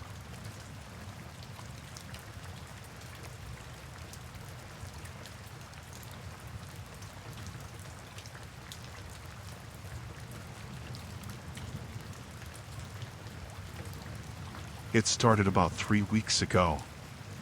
At first, I didn't really notice it, just thought it was one of those things that happen when you live in an apartment. Sometimes you hear people upstairs, stuff like that. But then it got worse, and I couldn't ignore it anymore. It was this pacing sound, back and forth, over and over again, every night. It started late, always past midnight, and kept going until early morning. At first, I figured maybe my neighbor was a night owl or worked some kind of weird hours, but it was constant. The floor above me creaked with every step, back and forth, always the same pattern. It drove me nuts. I even tried sleeping with earplugs a few nights, but I could still feel it. That dull thud of footsteps was there, pressing into my skull, making it impossible to sleep. I'd seen the guy who lived up there a few times in the hallways. He looked normal enough, probably in his late 30s, with a scruffy beard and those tired eyes that make you think they've had a rough life. We never talked much, just a polite nod whenever we passed each other. He wasn't exactly friendly, but he wasn't rude either. Anyway, I got fed up one night after another few hours of pacing. It was around 3 a.m., and I just snapped. I was dead tired and had work early the next morning. I grabbed my keys and stomped up the stairs to his door. When I got there, I was still trying to think of what I was going to say. I wasn't sure if I should knock or just shout through the door, but when I reached it, I noticed it wasn't closed all the way. It was just slightly ajar. There wasn't any sound coming from inside, no TV, no music, nothing except the faint creaking of the floorboards when I got closer. I pushed the door open a little, enough to peek inside. I didn't see anyone, but the place was dark except for this dim yellow light coming from the hallway. I hesitated before I called out, "Hello?" My voice echoed in the silence. There was no answer. I waited for a second, then stepped inside, calling out again, louder this time. Still nothing. It wasn't like the apartment was big, it was just a one-bedroom place, so there weren't many places to hide. I felt uneasy, standing there in a stranger's apartment. But something didn't sit right with me about how quiet it was. I stepped further inside, looking around. The living room was messy, papers on the coffee table, empty cans on the floor, clothes scattered everywhere. It seemed like no one had been cleaning up in a while. I started to think maybe something had happened to him, like he had some kind of emergency and left the door open. But then I noticed something weird. There was this pile of stuff on the bed in the bedroom. I could see it through the half-open door.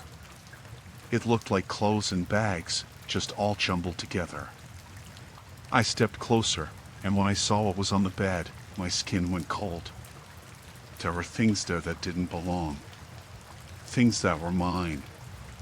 A scarf I thought I'd lost a few weeks ago, a pair of my old running shoes, even a few pieces of jewelry I hadn't been able to find for months. It was all just laying there, in a messy heap, like someone had been collecting it. I froze, trying to make sense of it. Why would my things be here? I hadn't even been in this guy's apartment before.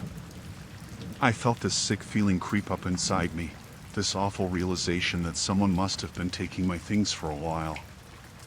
I didn't understand how I hadn't noticed before, but there was no doubt now.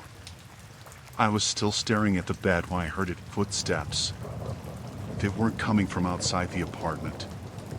They were above me. I looked up, and the ceiling seemed to moan with the sound of the pacing, back and forth, right above my head. It didn't make sense. This was the top floor of the building. There shouldn't have been anything above us but the roof. But the footsteps kept going, louder now, like someone was stomping around in circles up there. I felt this urge to get out of there, to just leave and call someone, but I couldn't move. It was like my feet were glued to the floor. I just kept staring at the ceiling, listening to those heavy steps. Then, out of nowhere, they stopped. There was a long silence, and I found myself holding my breath without even realizing it. Then the door behind me slammed shut. I jumped and spun around, but there was no one there. The front door was closed tight, as if it had never been open in the first place. My heart was pounding so hard it hurt. I turned back toward the bed, but now I noticed something else. There was a piece of paper on top of the pile, one I hadn't noticed before. I picked it up with shaking hands. It was a photo. Of me. I dropped it like it burned me. I don't even know where it came from, but it was a picture of me taken from a distance. I looked scared in the photo, like I knew I was being watched but couldn't see who was taking it. The realization that someone had been following me, that they'd been inside my apartment without me knowing, made my skin crawl. I didn't know what to do. I just ran. I grabbed the doorknob and yanked the door open, bolting down the stairs as fast as I could. I didn't stop until I was in my own apartment with all the locks secured. I kept checking the peephole, waiting for someone to come after me, but no one did. I called the building manager and told him about what happened. He came up with a set of keys and said he'd check the place out. When he went up there, the apartment was empty. The door was locked from the inside, and he said there was no sign of anyone living there at all. It looked like it hadn't been lived in for a while. No furniture, no mess, nothing. I tried to tell him what I saw, about the bed full of my stuff in the photo, but he just looked at me like I was crazy. He said the place had been vacant for months since the last tenant moved out. There was no guy living there. There was no one who could have taken my things. I moved out of that building a few days later. I didn't sleep much before then, kept hearing those footsteps in my head, the pacing back and forth. Sometimes, even now, I think I hear them, just when it's late, and I'm lying in bed trying to fall asleep. It's like they're still out there somewhere, walking circles above me.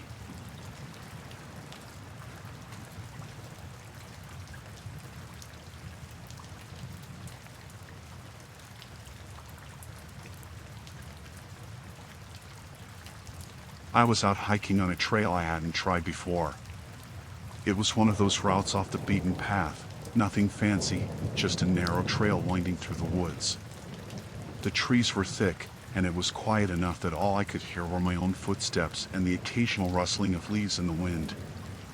I liked that sort of thing, the peace and being away from people for a bit. I'd been walking for maybe 2 hours when I spotted something off to the side, a little way from the trail. It was a campsite, but there was no sign of anyone around. I couldn't see a tent, just some gear scattered around on the ground like a couple of backpacks, a water bottle, some clothes. It looked strange because the stuff wasn't in any sort of order. It was all just dropped there, like someone left in a hurry. There was a little campfire circle too, but the ashes were old, cold, and scattered, like it hadn't been used in days. It didn't feel right. I thought maybe someone had been camping there and decided to hike further into the woods, but who would just leave their stuff like that? I walked closer to the campsite, looking at the scattered items. A rolled-up sleeping bag was lying open, and some food wrappers were blowing around in the dirt. The backpacks were half unzipped, but it wasn't like anyone had been rummaging through them. It didn't look like animals had torn the place up or anything like that either. It just looked abandoned. As I bent down to pick up a water bottle, I heard something. It was a faint rustling in the bushes off to the side, not far away. At first, I thought it was probably a deer or some other animal, so I didn't think much of it. But then it happened again. This time, it sounded closer.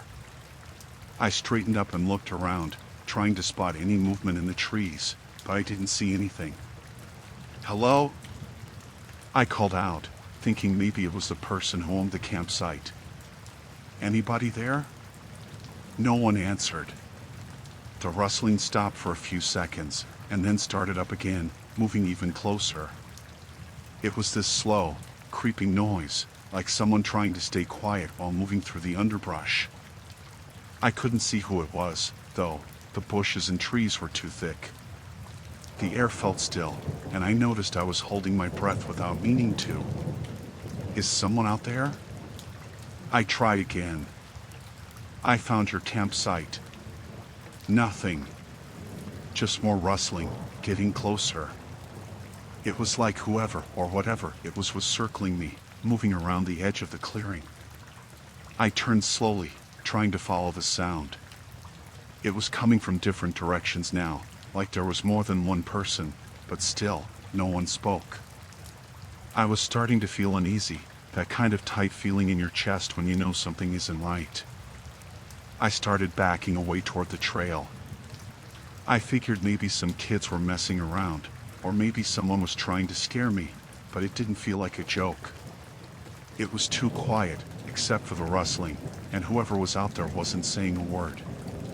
The campsite, the scattered gear, the way the sound seemed to follow me, it was all wrong.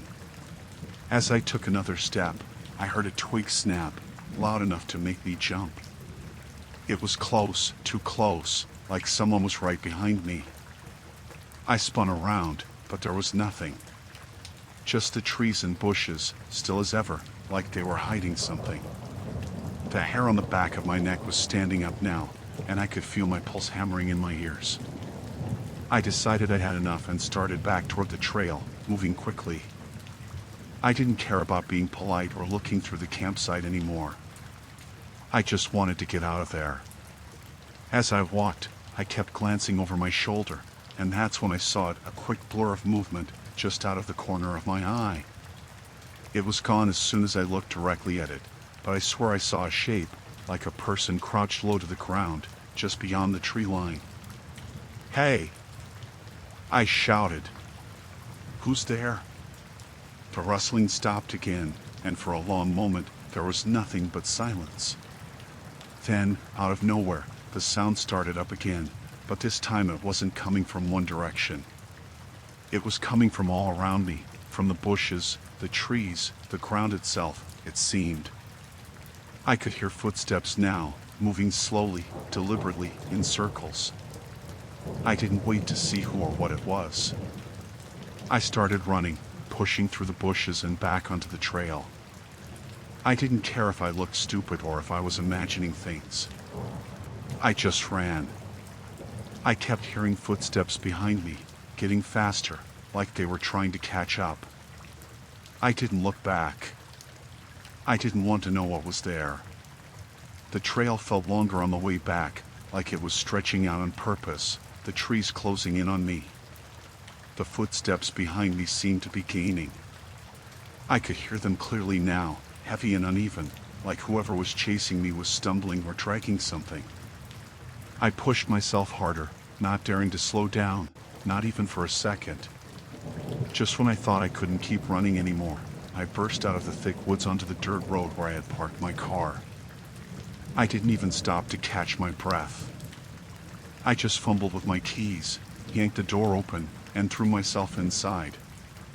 I locked the doors and turned the ignition, my hands shaking so bad I almost dropped the keys. The car roared to life, and I peeled out of there, dirt and gravel flying out behind me. As I drove away, I glanced in the rearview mirror. There wasn't anyone on the road behind me, but something about the woods didn't look right. I thought I saw movement among the trees, just for a second, like someone was watching me leave. I didn't stop driving until I was miles away, back on the main road. I pulled over at a gas station and sat there, breathing hard, trying to make sense of what just happened. I thought about calling the police, but what would I even say? That I heard some rustling in the bushes? That I got scared and ran? I went back and forth on it for a while, but I ended up not calling anyone. I didn't know how to explain it, and a part of me didn't want to. It was like talking about it would make it more real, would make whatever was in those woods come back for me. I told myself it was probably just some hikers messing around, but it didn't feel like that. There was something about that place that was off, something that didn't want me there. I haven't gone hiking since then. Even now, whenever I hear leaves rustling or branches creaking, it brings me back to that day, to the footsteps in the bushes. I don't know who or what was out there, and I'm not sure I want to. All I know is that I wasn't alone in those woods, and I don't think I was supposed to leave.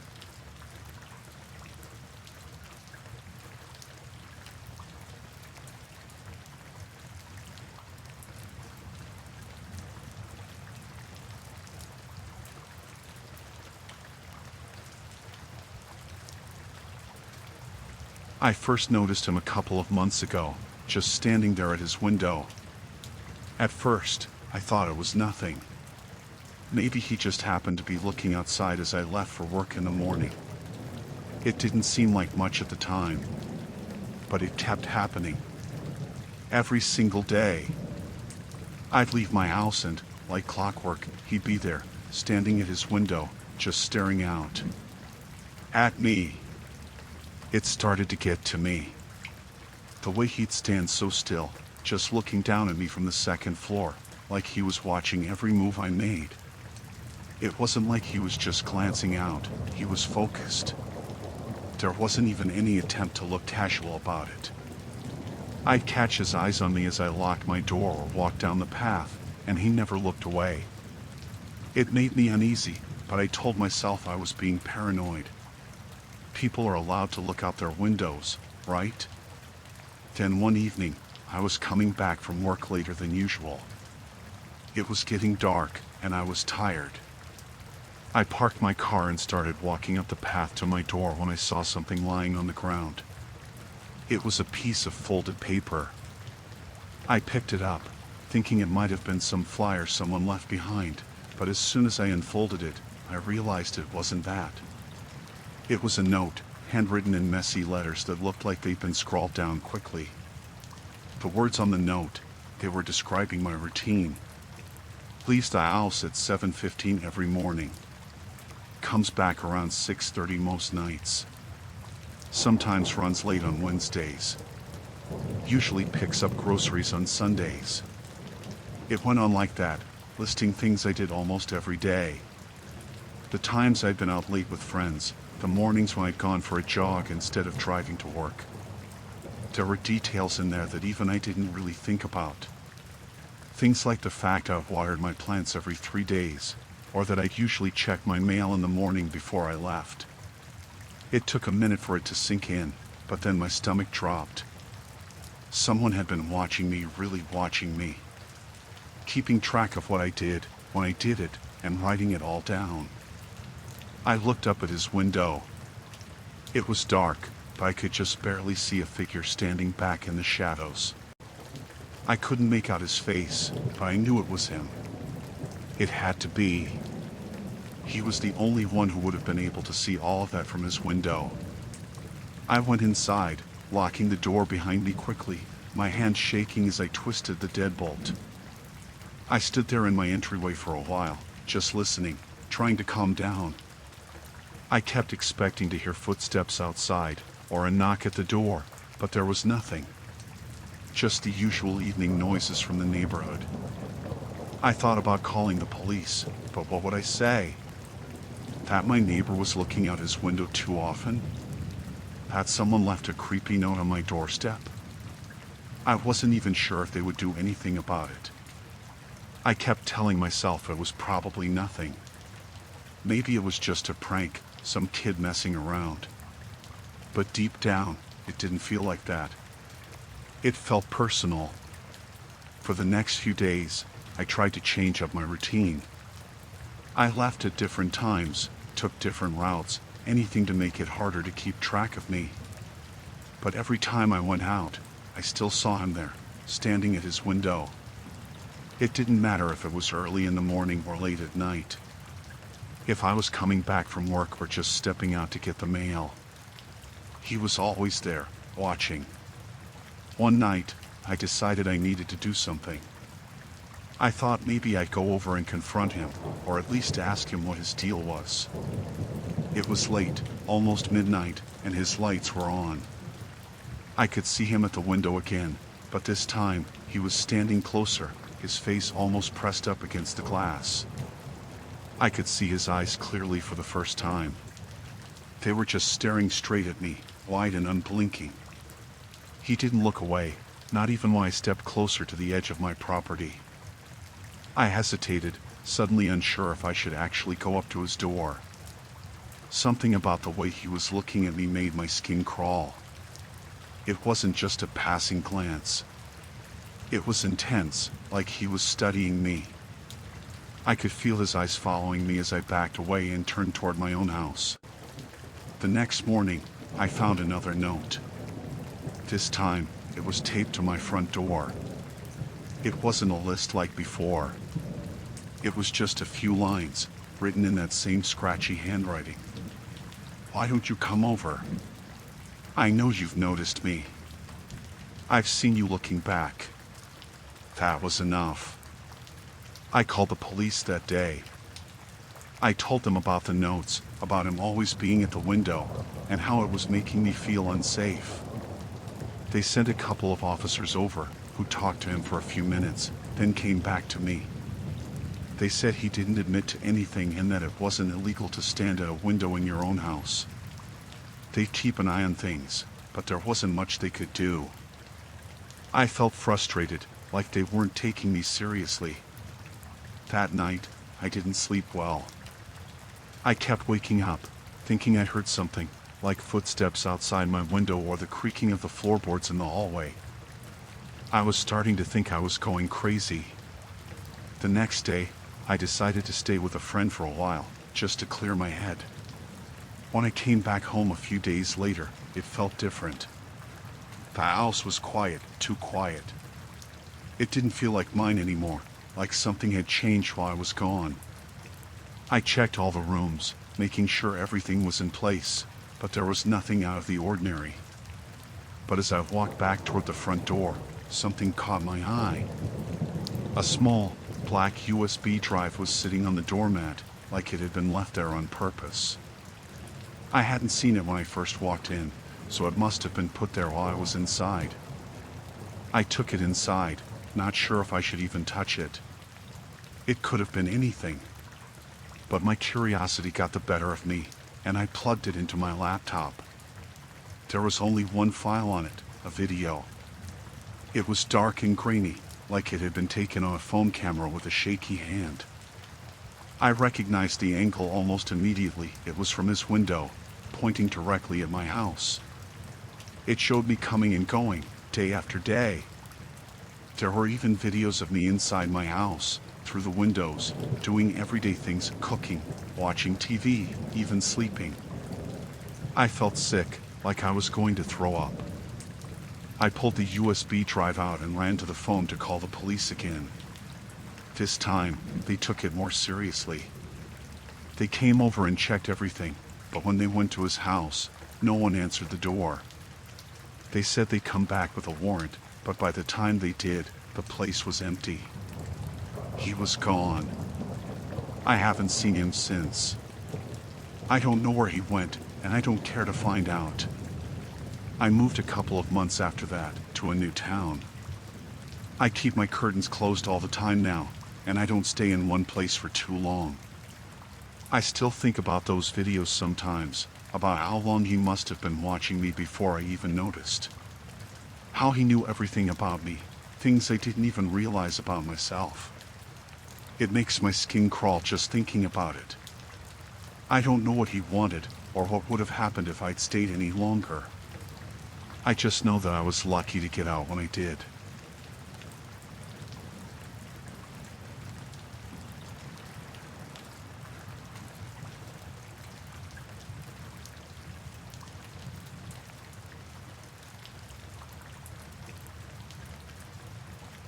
I was out late that night, later than I usually stay up. I couldn't sleep, so I thought a walk might help clear my head. The air was cool, and the beach was quiet, the waves just rolling in and out with that steady sound. There wasn't anyone else around that I could see, and that was the whole point. I wanted to be alone, just me and the sound of the ocean. I was a little way down the shore, maybe a mile or so from the nearest beach access, when I first saw it. Out there, a bit past where the waves started to break, there was someone standing in the water. It was dark, so at first I thought it might have been some driftwood or a buoy or something.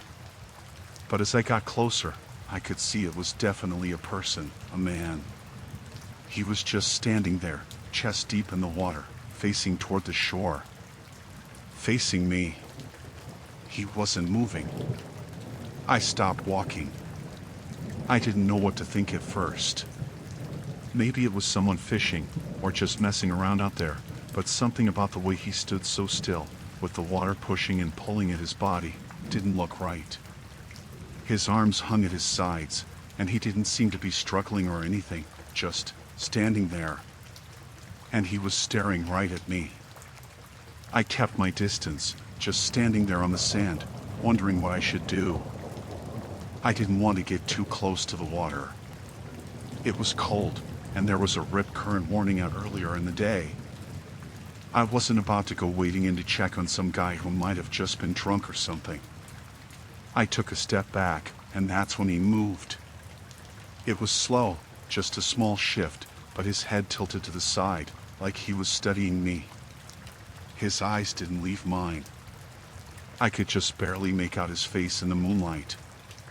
He didn't look scared or desperate like someone who needed help would. He looked calm, if that makes any sense. Calm in a way that felt wrong, like he was waiting for something. I turned to keep walking, trying to pretend like I didn't see him. My heart was starting to pick up a bit, but I told myself it was nothing, just some weird guy in the water. I didn't owe him anything. I wasn't going to get involved. I glanced back after a few steps, just to see if he'd gone back to whatever he was doing. He was closer. He'd taken a few steps toward the shore, the water now up to his waist. He was still staring at me, and I froze. There was something in the way he moved, how slow and deliberate his steps were. I took another step back, and he moved again, matching me.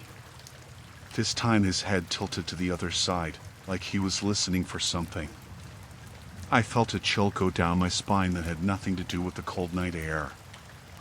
I started to back away faster, putting more distance between us. Every time I took a step, he'd move too, dragging himself closer to the shore, always keeping his eyes on me. He wasn't running or splashing around. It was like he was pacing himself, but for what, I didn't know. I turned around and started walking faster, trying to shake off the feeling that something was very wrong. I could hear the waves behind me, the sound of them getting softer as I got farther from the water. I was almost at the dune when I glanced back again. He was out of the water now, standing on the wet sand. His clothes clung to him, dark and soaked, and his feet were sinking a bit into the muck.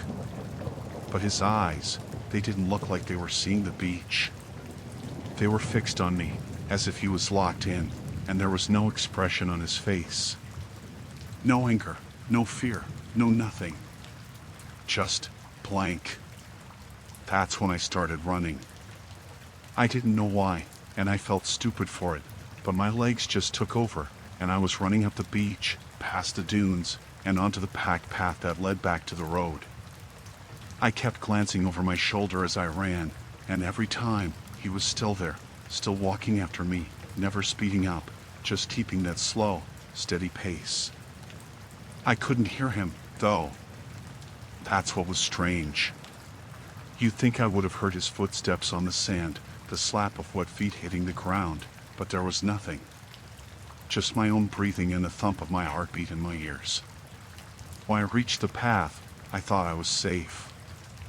I told myself he wouldn't follow me off the beach, that maybe he was just some crazy guy who liked to scare people.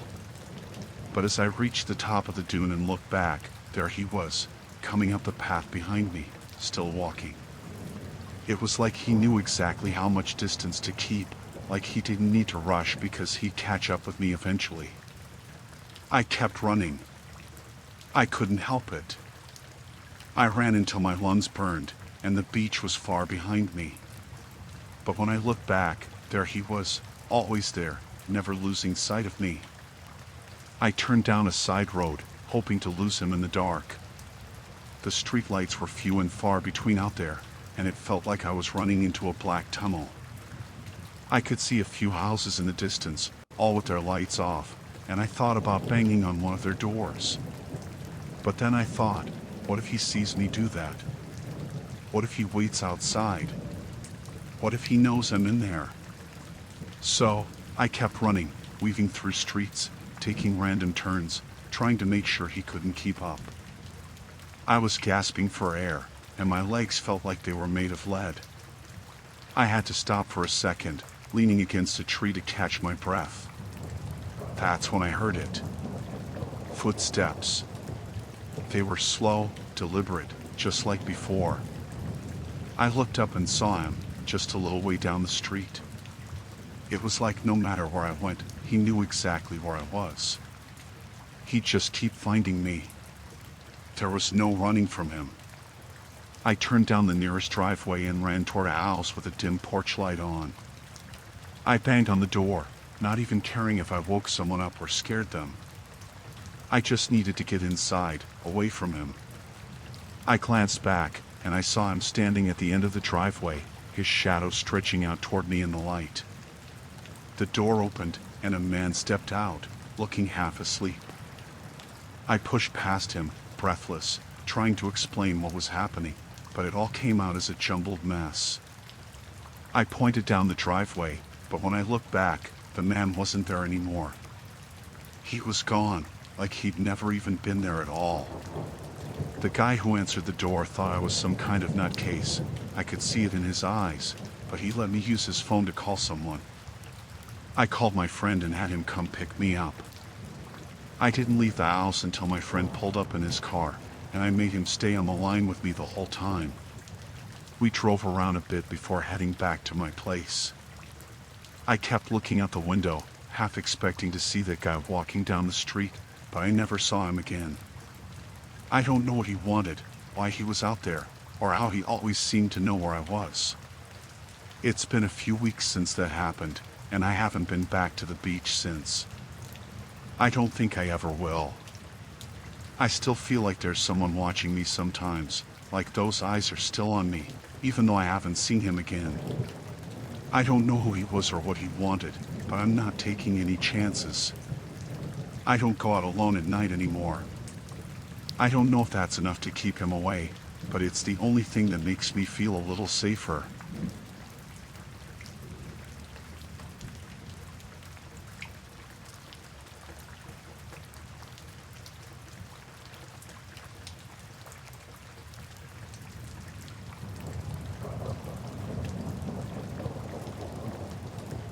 I was on the subway pretty late that night, later than I planned.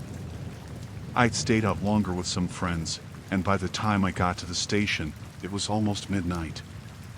The platform was mostly empty, just a couple of people scattered around, keeping to themselves. The train pulled up, and I got on, picking a seat toward the middle of the car.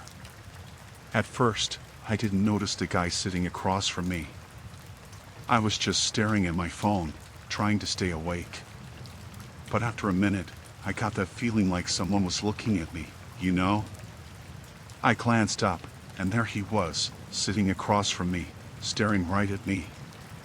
He was maybe in his 40s, wearing a dark jacket, and had this blank look on his face. His eyes didn't move when I looked at him, they just stayed fixed on me, like he was studying my face. I tried to ignore it at first. I thought, maybe he's just zoning out or something. I went back to my phone, but every few seconds, I could feel his eyes on me. It wasn't just a quick glance or anything. He wasn't looking away, not even when I shifted in my seat. It was like he didn't care if I noticed. The train stopped, and a couple of people got off. I hoped some new people would get on, but nobody did. It was just me and him now. The doors closed, and the train started moving again. I glanced up again, just for a second, and I saw him get up. He didn't rush or anything, he just stood up and walked a few steps closer, taking his seat a couple of rows down from where he was before. I felt my pulse pick up a little. There was no reason for him to move closer. The whole car was empty except for us, and it wasn't like he was moving to the door to get off soon. I kept my head down, pretending to be busy with my phone, but I wasn't really looking at anything. I could still feel him staring at me, like the air between us had gotten heavier. The next stop came, and I thought about getting off. But it was late, and I wasn't really close to home yet. I didn't want to be stuck waiting for another train by myself. So, I stayed on. The door shut, and the train started again. I could hear him move, just the shuffle of his shoes against the floor. When I glanced up, he was sitting in the row behind me now, just off to the side. Close enough that I could see him out of the corner of my eye. He didn't say anything. I didn't hear him breathe, or move, or anything, but I knew he was right there, staring at me. I tried to stay calm, telling myself I was overreacting. But then, at the next stop, he moved again. This time, he sat down right next to me. I could feel the seat shift under his weight. I froze, just staring at my phone, but I could see him in my peripheral vision, see how he was turned toward me, still watching. I didn't know what to do. My mind was racing, trying to think if I should get up and move, but I was afraid if I did, he'd follow me, or worse. The next stop was coming up, and I made up my mind to get off no matter what. I didn't care if it wasn't my stop, I just needed to get away from him. When the train started to slow down, I stood up quickly and made my way to the door. The whole time, I could feel his eyes on my back. The doors opened, and I stepped out onto the platform. I didn't look back right away, I just kept walking, heading toward the exit. But then I heard footsteps. They weren't running, just a steady pace behind me, and I glanced back to see him stepping off the train. He was following me. I walked faster, practically jogging, but he kept up. I could hear the echo of his footsteps getting louder. There were no other people around, and the platform felt like it was a mile long. The exit seemed so far away, and I was terrified that if I ran, it would set him off, like it would turn this into a chase. I finally reached the stairs and started to go up, taking them two at a time. I could hear him behind me, his footsteps quickening now. I burst out onto the street, and the night air hit me like a slap. There weren't many people around, just a few cars passing by. I looked back, and he was coming up the stairs, not running, just walking with that same calm, steady pace. It was like he knew I couldn't get away, no matter how fast I tried to go. There was a convenience store across the street, and the lights inside were bright. I ran for it, nearly tripping as I hit the curb. I shoved the door open and hurried inside, heading straight to the counter where the cashier was. I didn't even know what to say. I just stood there, out of breath, looking over my shoulder to see if the man had followed me in. But he didn't. He was standing on the sidewalk, just outside the store. He didn't come closer, didn't try to open the door. He just stood there, staring in through the glass, his face expressionless. It was like he was waiting for me to come back out. The cashier asked if I was okay, and I just nodded, trying to catch my breath. I couldn't explain what had happened. I didn't even know what was happening myself. I told the cashier I was going to stay inside for a bit, just until I felt safe to leave. I kept watching the man outside. He didn't move for a long time. He just kept staring, like he was deciding something. Then, after what felt like forever, he finally turned and walked away down the sidewalk. He didn't look back. He didn't hurry. It was like he had all the time in the world. I waited a good while before I left the store. When I did, I had my phone in my hand, ready to call someone if I saw him again. But the street was empty. There was no sign of him anywhere. I practically ran the rest of the way home, looking over my shoulder the whole time. I still take the subway sometimes, but I never stay out that late anymore. I keep thinking I'll see him again, sitting across from me, staring without blinking, and I don't know what I'd do if that happened. I keep wondering what he wanted, why he was following me, and if he'd done that to someone else before. I try not to think about it, but it's hard when every little sound makes me jump, and every person on the train feels like they're watching me. I don't know if I'll ever feel safe taking the subway at night again. But I guess I'm lucky that I got away. I don't know what would have happened if I hadn't.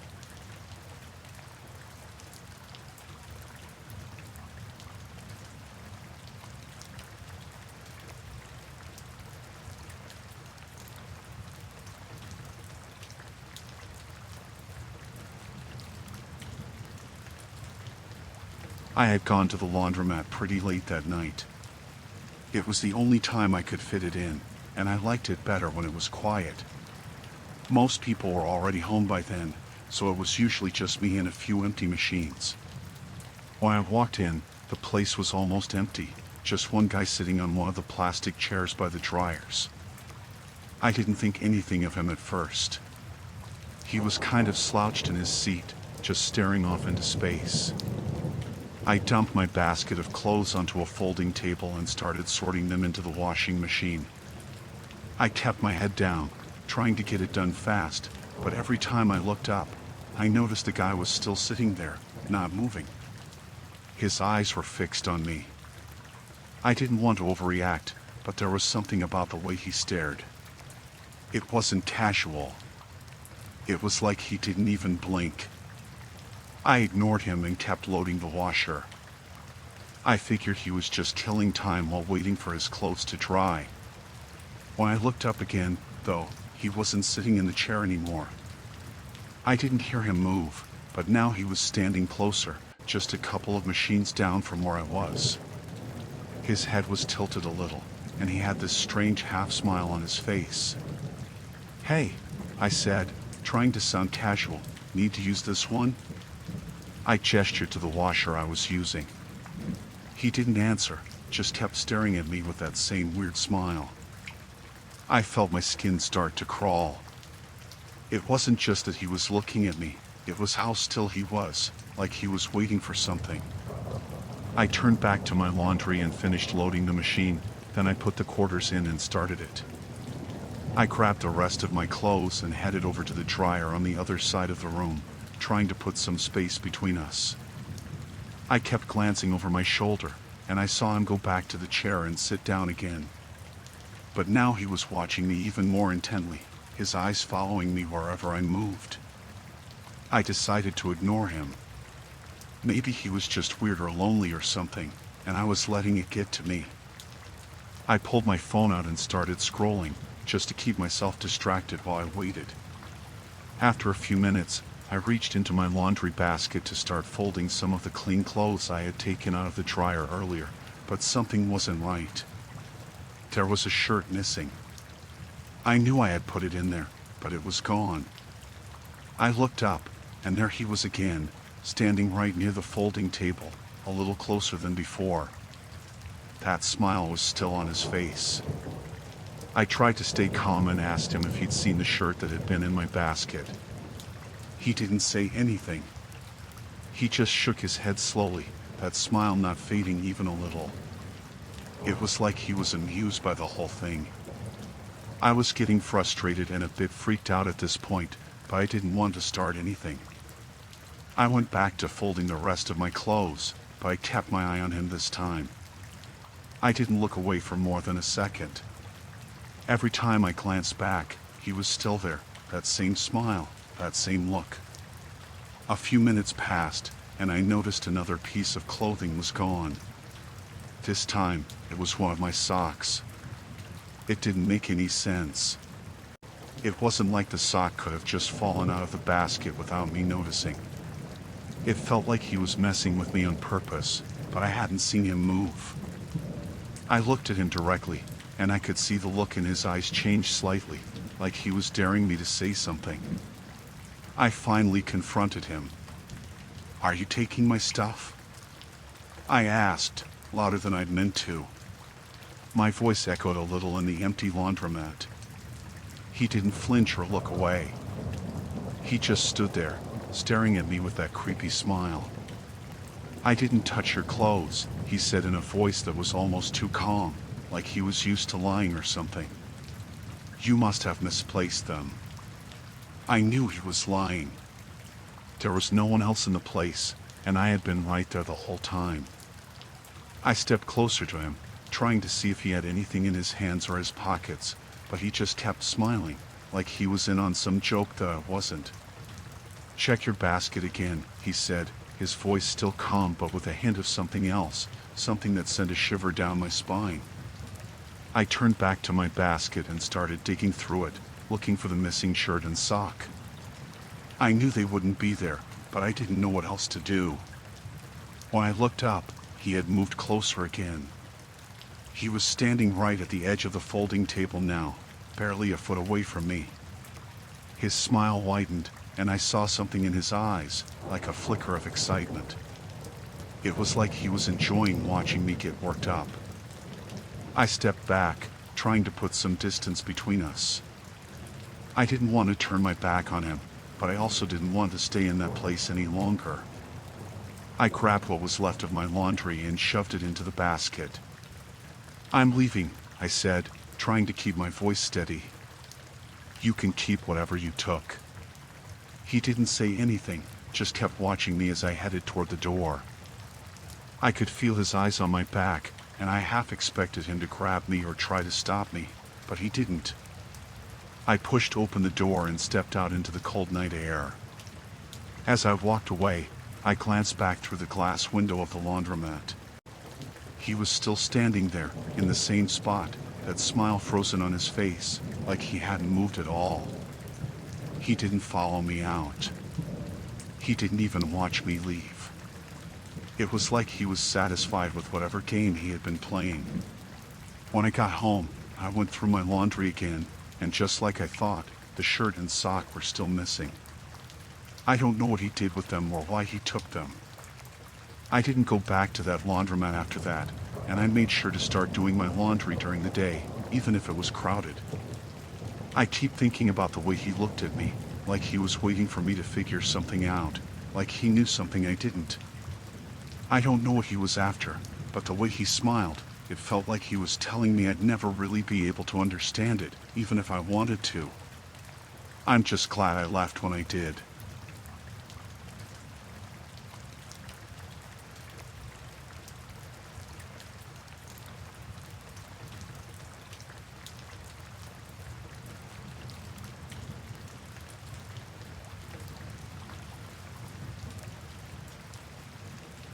I had been driving for hours that day. It was one of those long stretches where there's nothing but trees and fields for miles, and I was starting to feel tired. I needed to stop, stretch my legs, and use the bathroom. There wasn't much around, just a small rest area off the highway. It was the only place I'd seen for what felt like forever, so I pulled over. The parking lot was empty except for one beat-up truck parked a little ways off. It didn't look like anyone was inside, so I didn't think much about it. I grabbed my bag and got out of the car. The air was cool, and the wind was blowing hard enough to rustle the leaves in the trees around the lot. The rest area itself was just a small brick building, a few picnic tables, and an old payphone that probably didn't work anymore. When I walked into the bathroom, it was empty, just as I thought. The lights flickered a bit, that kind of yellowish light you see in places like that. It wasn't the cleanest place, but I'd seen worse. I went into one of the stalls, took care of business, and then went to the sinks to wash my hands.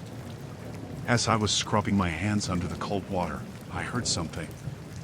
It was soft, almost like a faint breath. At first, I thought it was the pipes or the wind blowing outside, but then I heard it again. This time, it was clearer, and it sent a chill through me. It was my name. I froze, my hands still under the running water. It wasn't loud, more like a whisper. It seemed to come from the far end of the room, where the last stall was. I turned off the faucet and listened, but I didn't hear anything else.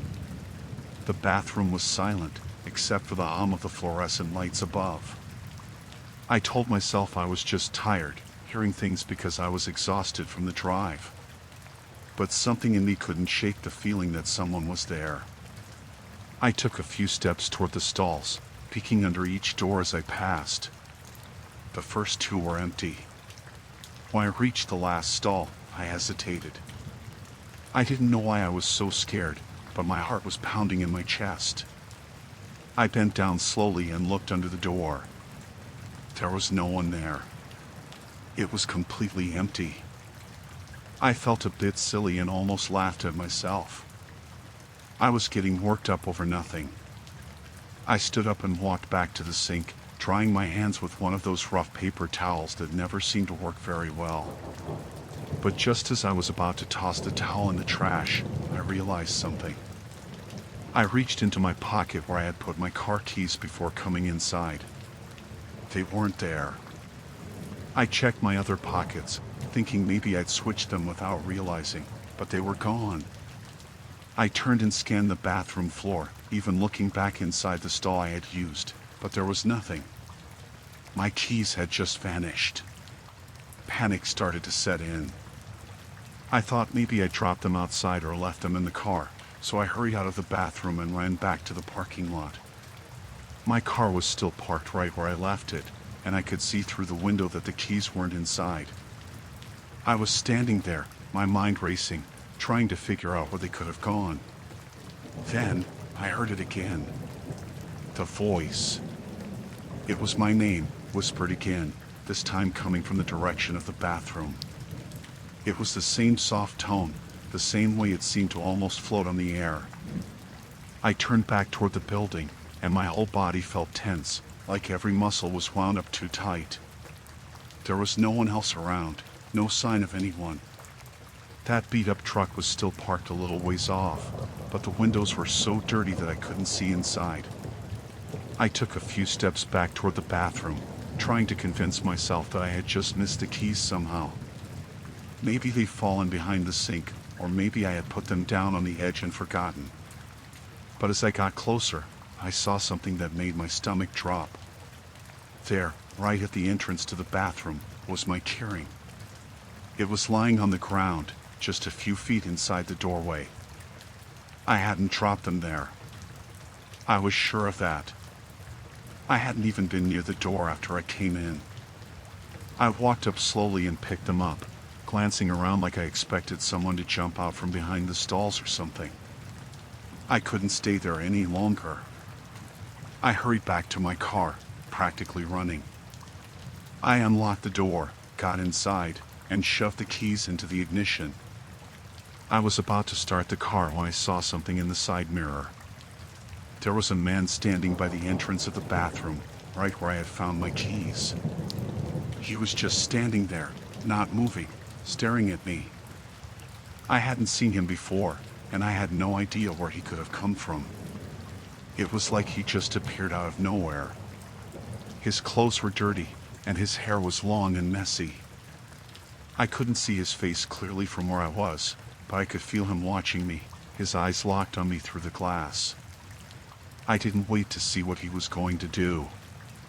I turned the key, started the car, and tore out of that parking lot as fast as I could.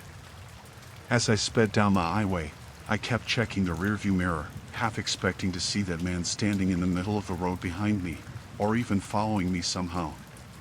But there was nothing, just the empty stretch of road and the dark trees on either side. I didn't stop again until I reached the next town, and even then, I stayed in my car for a while before I went inside to get gas. I kept thinking about that voice whispering my name and the way my keys had shown up right by the door like someone had placed them there on purpose. And that man, I don't know what he was doing there, or why he was watching me, but I can't shake the feeling that he had been there the whole time, hiding somewhere just out of sight. I don't know if he was the one whispering, or if it was just my mind playing tricks on me, but I haven't stopped thinking about it since. I keep wondering what would have happened if I hadn't left when I did. Would he have followed me inside? Would I have even seen him if I hadn't turned around when I did?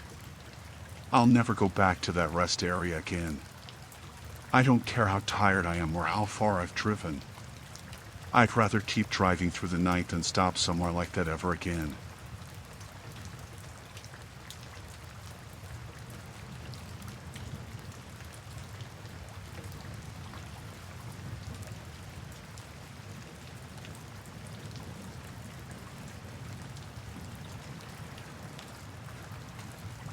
I was on a long-distance train, heading through the countryside late at night.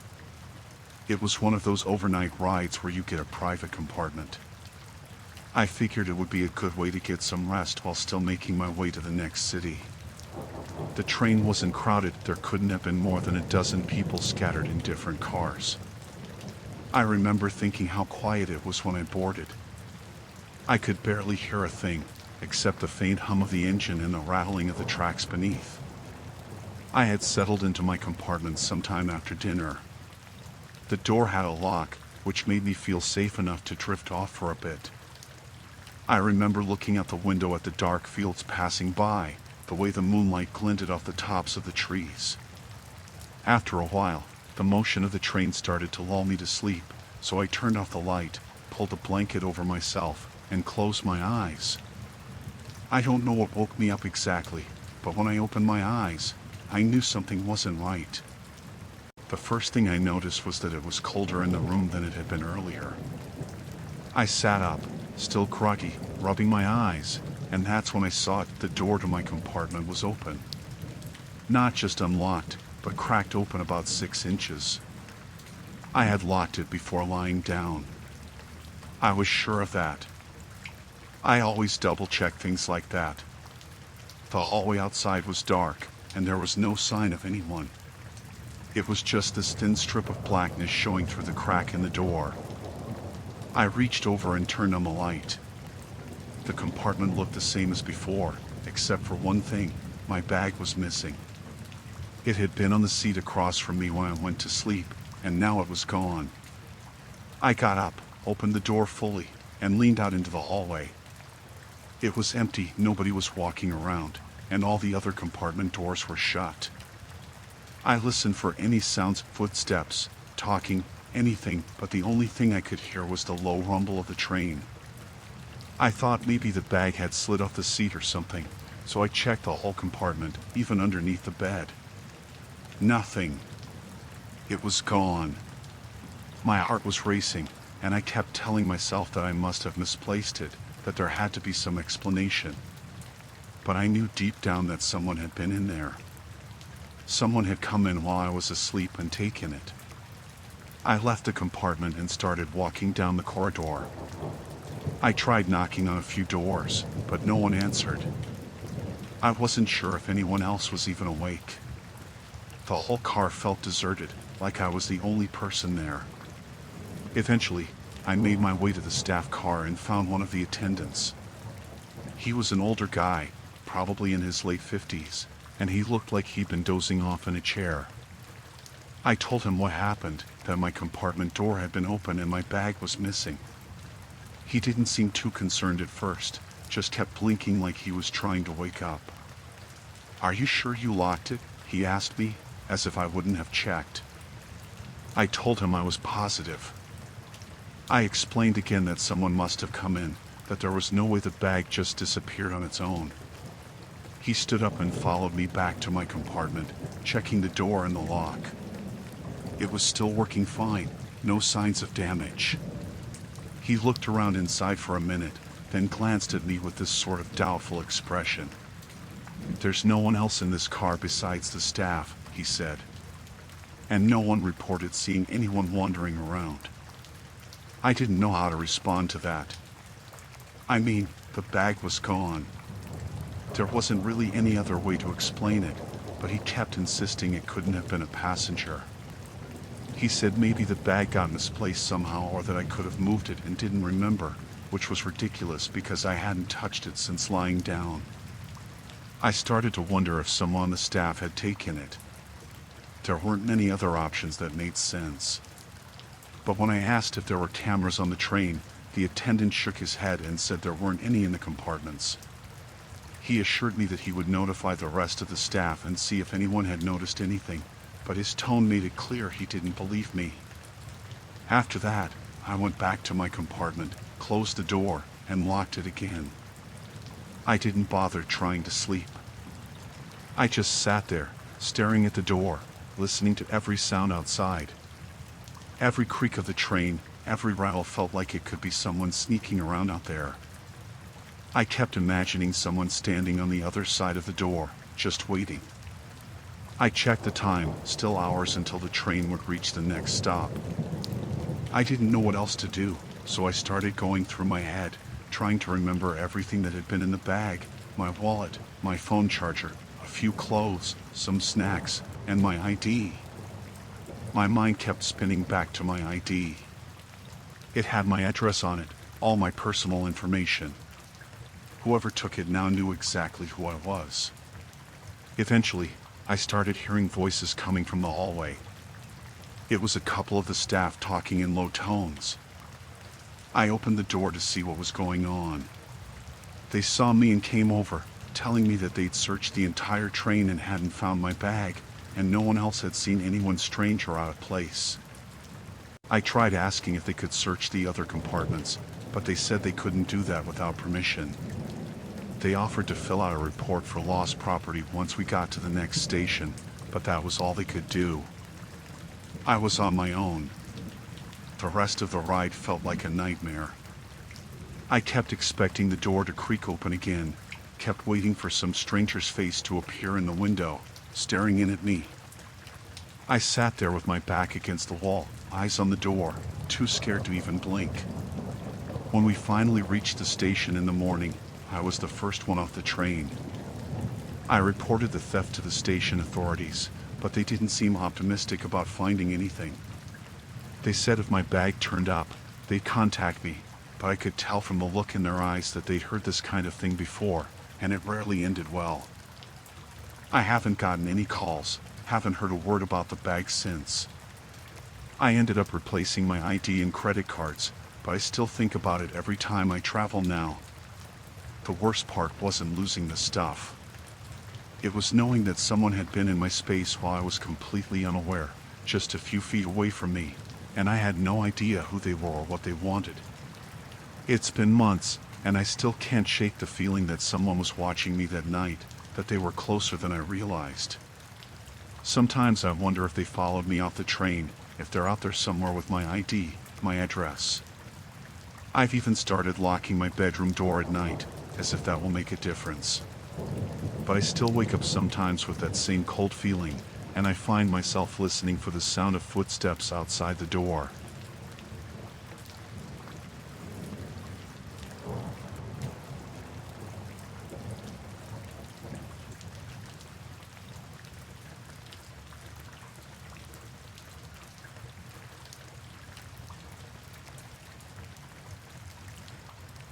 I had a long day at work, and all I wanted was to grab some groceries and head home.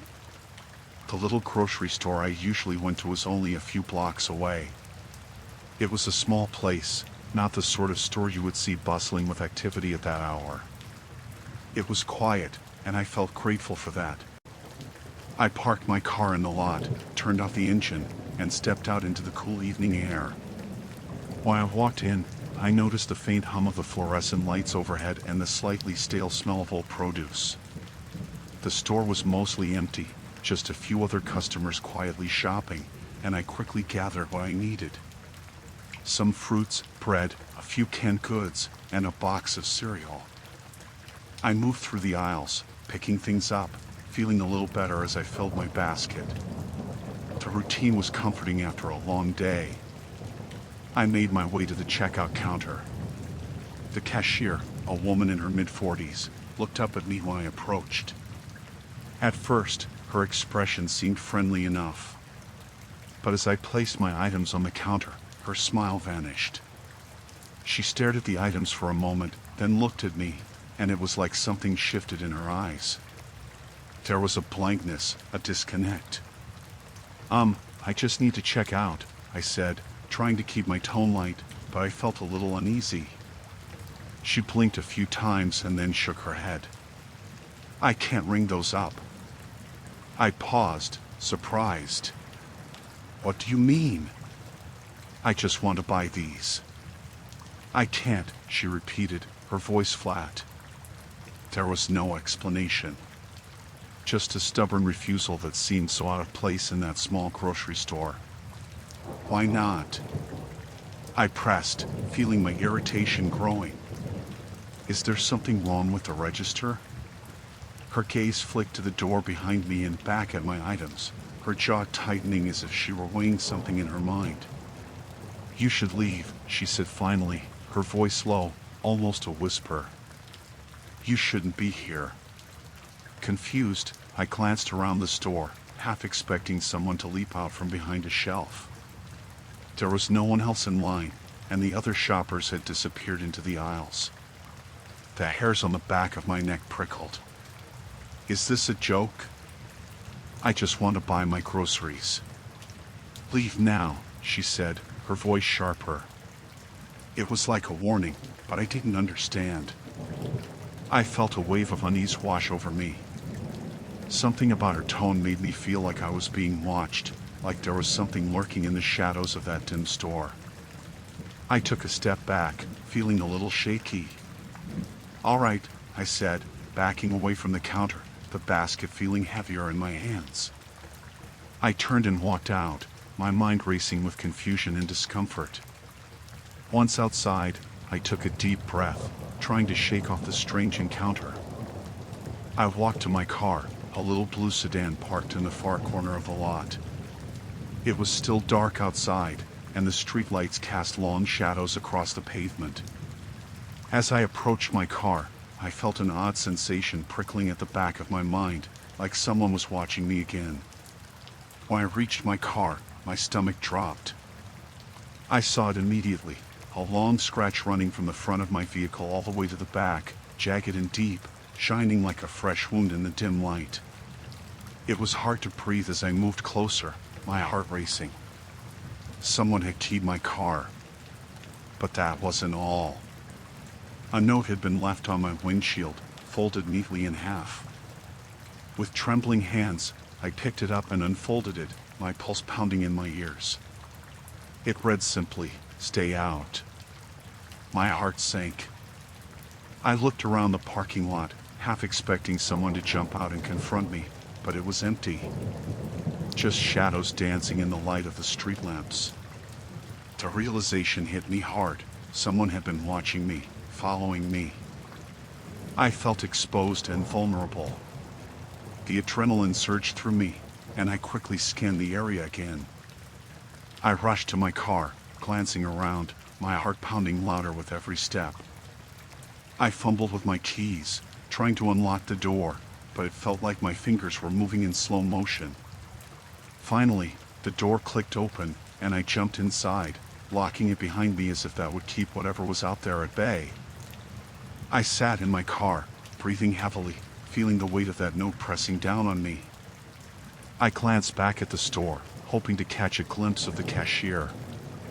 Maybe she had seen something, maybe she knew something more than she let on. But the store stood quiet and still, the lights flickering above the entrance. I couldn't stay there. I couldn't risk being trapped. My instinct screamed for me to leave. I started the engine and pulled out of the parking lot, glancing in the rearview mirror one last time before heading home. I drove fast, my hands gripping the steering wheel, feeling a mix of fear and anger. As I navigated the quiet streets, I kept thinking about that cashier's warning. It was like a warning bell ringing in my mind. What had she seen? Who had done this to my car? Once I got home, I locked the door behind me, checking all the windows before allowing myself to relax. The house felt safe, but I still couldn't shake the dread that hung over me. I sat down, trying to make sense of everything, but the fear lingered, gnawing at me. In the days that followed, I couldn't stop thinking about it. I reported the damage to my car, but the police couldn't do anything without leads. I went back to that grocery store a few days later, hoping to speak with the cashier, but she was gone, replaced by a younger girl who had no idea what I was talking about. I started avoiding the store altogether, shopping elsewhere, always looking over my shoulder, feeling like I was being watched. That note haunted me, a constant reminder of how quickly things could turn strange and dangerous. I never found out who had keyed my car or why. I never returned to that store again. In my mind, it was a place that held secrets, a shadowy corner of my life that I wanted to forget. But the memory stayed with me, a warning to stay alert, to trust my instincts, and to be cautious in a world where danger could be lurking just out of sight.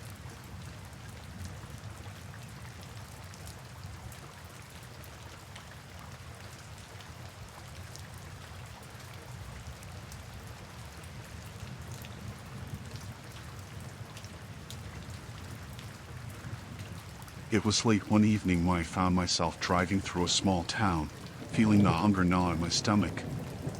I had been on the road for hours, and the sun had dipped below the horizon, leaving the sky dark and foreboding. The diner stood out like a beacon against the night, a warm light spilling from its windows. It looked inviting enough, so I parked my car and stepped inside. The door jingled softly as I entered, but as soon as I crossed the threshold, I felt an unsettling hush fall over the place. It was as if someone had hit a pause button on the world. I glanced around, my eyes meeting those of the patrons. A group of older men sat in a corner booth, their laughter halted mid-sentence. A couple at the counter turned to stare at me, their forks suspended in midair. Even the waitress paused, her mouth slightly agape as she stood behind the counter. I felt my cheeks heat under their scrutiny, but I brushed it off as me being overly sensitive. I had traveled enough to know that small towns often had a way of making newcomers feel like outsiders. I approached the counter, forcing a smile as I took a seat. The waitress eventually shook herself out of her stupor and walked over, her expression unreadable. "What can I get you?" she asked, her voice steady but flat. I scanned the menu, trying to ignore the way everyone was watching me. "I'll have a cheeseburger and fries," I replied, attempting to keep my tone light. "And a coffee, please." She raised an eyebrow, a flicker of something concerned, crossing her face before she jotted it down. I noticed she hesitated before moving away, glancing back at me as she disappeared into the kitchen. The murmurs that had filled the diner before I arrived faded into silence, replaced by the sound of pots and pans clanging in the back. I sat there, trying to shake off the strange feeling gnawing at my insides. The burger would be here soon, I thought. I pulled out my phone, hoping to distract myself, but even the flickering screen could not drown out the sensation of being watched. I could feel their eyes boring into me, piercing through the haze of the diner's dim lighting. I turned to look out the window, pretending to be interested in the view of the empty street outside. The night was still, the only sounds coming from the diner itself. A chill crept up my spine, and I pulled my jacket tighter around me, feeling a sense of dread begin to settle in my stomach. When the waitress returned, she placed my coffee in front of me without making eye contact. I tried to catch her gaze, hoping for some indication that everything was normal, but she avoided my eyes. I took a sip of the bitter brew, its warmth spreading through me, and finally, my burger arrived, steaming and glistening with melted cheese. As I bit into it, I noticed that the chatter around me had completely ceased. Every other diner was still, their eyes locked on me as if I were some sort of spectacle. I chewed slowly, the taste of the burger fading as the silence enveloped me. It was unsettling. I looked around again, trying to gauge what was happening. The men in the corner were rigid, their hands clenching their forks, the couple at the counter barely breathing. Suddenly, they all stood up in unison, as if they had rehearsed this exact moment. My heart raced. I was trapped, surrounded by a sea of eyes, all focused solely on me. I felt exposed, a feeling I had never experienced before in a public place. I swallowed hard, suddenly unsure if I was in a diner or a stage play where I had not read the script. "Is there a problem?" I managed to say, my voice trembling slightly. I did not know what else to say. Their silence hung heavy in the air, and I felt the weight of their collective gaze pressing down on me. The waitress finally spoke, her voice low but clear. "You should leave," she said, her expression still unreadable, yet the seriousness of her tone sent a shiver through me. "Why?" I asked, bewildered. "What's going on?" The diner was still, and the silence grew louder. I caught a glimpse of fear in her eyes before she glanced back at the other customers. It was a look that made my skin crawl. "You don't belong here," one of the men finally spoke, his voice gravelly and rough, like gravel crunching underfoot. His words struck me like a physical blow, and I felt my heart skip a beat. I put down my burger, my appetite evaporating in an instant. "I'm just passing through," I said, my voice a shaky whisper. "I mean no harm." The man stepped closer, and I instinctively slid back on my stool, trying to create distance. He looked around the room, and I followed his gaze, realizing the other patrons had begun to shift as if they were preparing to move. My instinct screamed at me to run. "I really should be going," I stammered, trying to rise from my seat. I could feel the air thicken around me, a tension I had never encountered before. The waitress stepped forward, urgency in her eyes. "Just go," she urged, her voice a little louder now. "Please." Without thinking, I grabbed my jacket, fumbling with my things, my heart pounding in my chest. I glanced around, seeing the crowd still standing, all of them fixated on me, their expressions a mixture of fear and something else I couldn't place. I dashed for the door, feeling as if I were in a dream, the diner blurring behind me as I pushed through. I burst outside, the cool night air hitting my face like a splash of cold water. I quickly made my way to my car, the thumping of my heart echoing in my ears. I fumbled with my keys, my fingers trembling. I glanced back at the diner, and I saw them watching me through the window, their faces like shadows, expressionless and cold. As I drove away, the unease didn't dissipate. The road stretched out before me, illuminated by the headlights, but I could still feel their eyes on me, that terrible stillness filling my mind. I had never felt so unwelcome, so alien in a place that should have felt safe. I vowed never to return to that town again, its diner forever etched in my mind as a reminder of a night where I was not only an outsider but something that was hunted.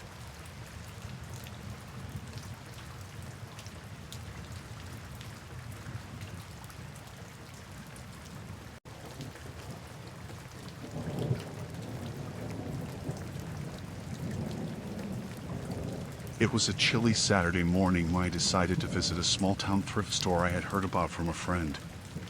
The store was tucked away between a few other shops on a quiet street. I parked my car and stepped out, feeling a mix of excitement and curiosity. I had always loved thrift stores. There was something thrilling about sifting through someone else's discarded items, finding a hidden gem among the clutter. As I pushed open the door, a small bell jingled above me.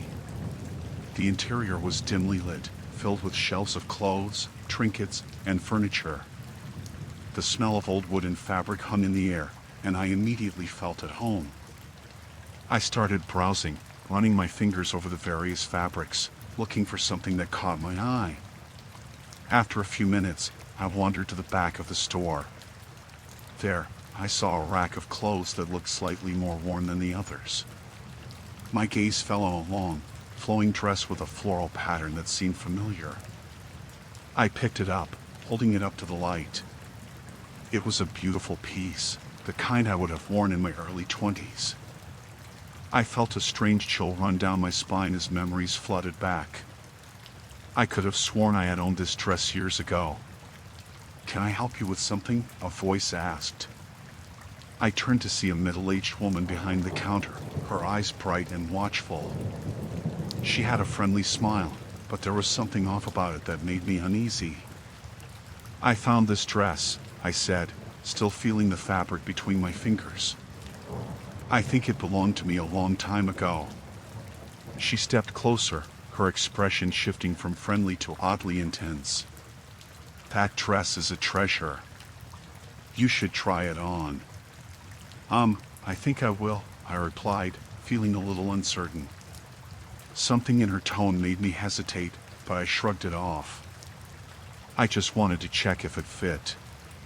The woman led me to the fitting room, which was a small, cramped space with a single mirror and barely enough room to turn around. She closed the door behind me, and I slipped on the dress. As I looked in the mirror, I felt a rush of nostalgia wash over me.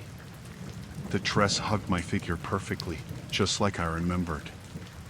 I twirled slightly, letting the fabric flow around me, but I couldn't shake the feeling that something was wrong. "Does it fit?" the woman called from outside. Her voice sounded closer than it had before. "Yes, it fits great," I replied, but something in her tone made me uneasy. "Why don't you come out and show me?" she suggested, almost too eagerly. I hesitated. "I just need a moment." "Come on, dear. I can help you with the price. It's a special piece. You will not regret it," she insisted, her voice taking on a more urgent note. I frowned. "I am just trying to decide if I want it."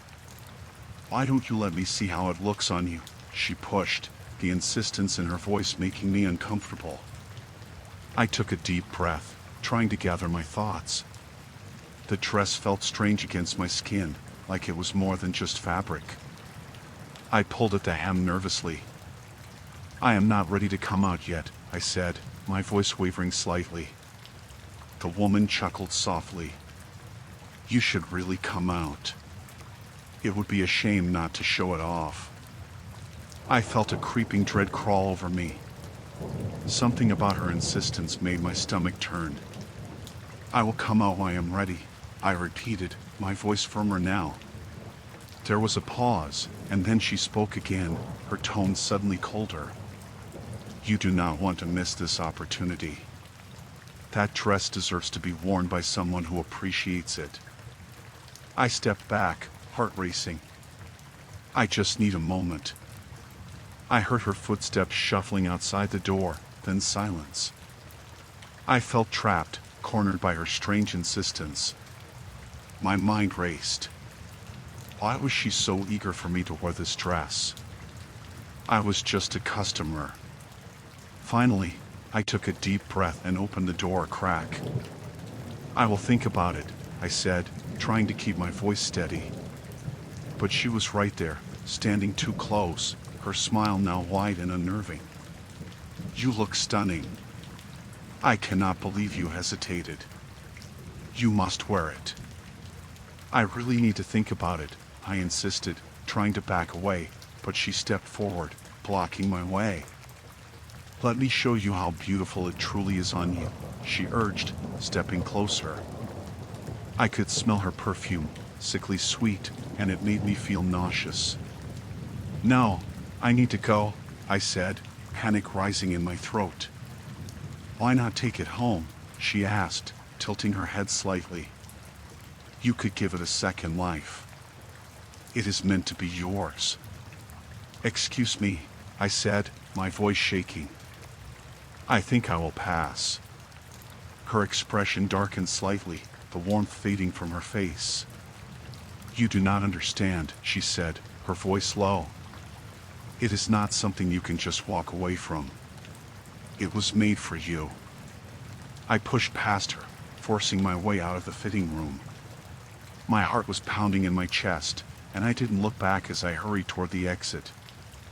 I could hear her voice rising behind me, her tone desperate, but I kept moving, wanting to escape the store and the strange woman inside. As I burst through the front door and into the fresh air, relief washed over me. I glanced back to see the woman standing in the doorway, watching me with an unsettling intensity.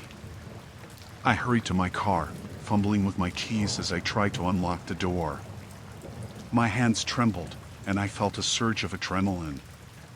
I got inside, locking the doors behind me, and took a moment to breathe. The thrift store faded into the background as I drove away, my heart still racing. I never returned to that small-town thrift store. I still think about that dress, the memories it stirred, but I know that some things are best left in the past. That experience taught me to trust my instincts, to listen to the warning bells that ring in my mind when something feels off. And that day, it was clear that some treasures are not worth the price.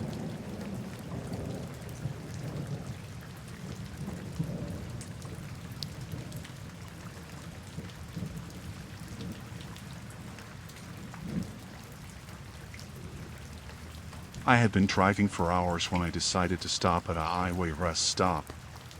The sun was setting, and I felt tired and a little restless. I pulled into the lot and parked my car near the small building. It was one of those typical rest areas with vending machines, a few picnic tables, and a grimy restroom. I got out and stretched, taking in the fresh air. As I walked towards the restrooms, I noticed a car parked nearby with its door slightly ajar. The vehicle was an old sedan, rusted in spots with a faded paint job. I glanced around, expecting to see someone nearby, but the area was quiet. A slight unease crept in, but I brushed it off.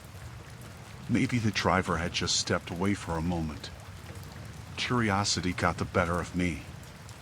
I approached the car, peering inside. The interior was a mess, fast food wrappers littered the seats, and the smell of old takeout wafted out as I opened the door wider. I looked around, but there was no one in sight. Hello? I called, half expecting a response. Silence hung heavy in the air. I stepped back, glancing around the lot. No other cars were parked nearby. Just the rest stop and the woods beyond. My heart began to race a little faster. I felt like I was intruding on something I shouldn't be. I decided it was time to head back to my car. As I turned to leave, I caught sight of something out of the corner of my eye. A group of people stood silently behind me, their faces expressionless. They were about 10 feet away, just outside the shadows of the building, watching me. I froze, feeling my heart thump loudly in my chest. There were 4 of them, dressed in plain clothes, their hair disheveled. I could not tell if they were men or women, their features blurred into one another under the dim light.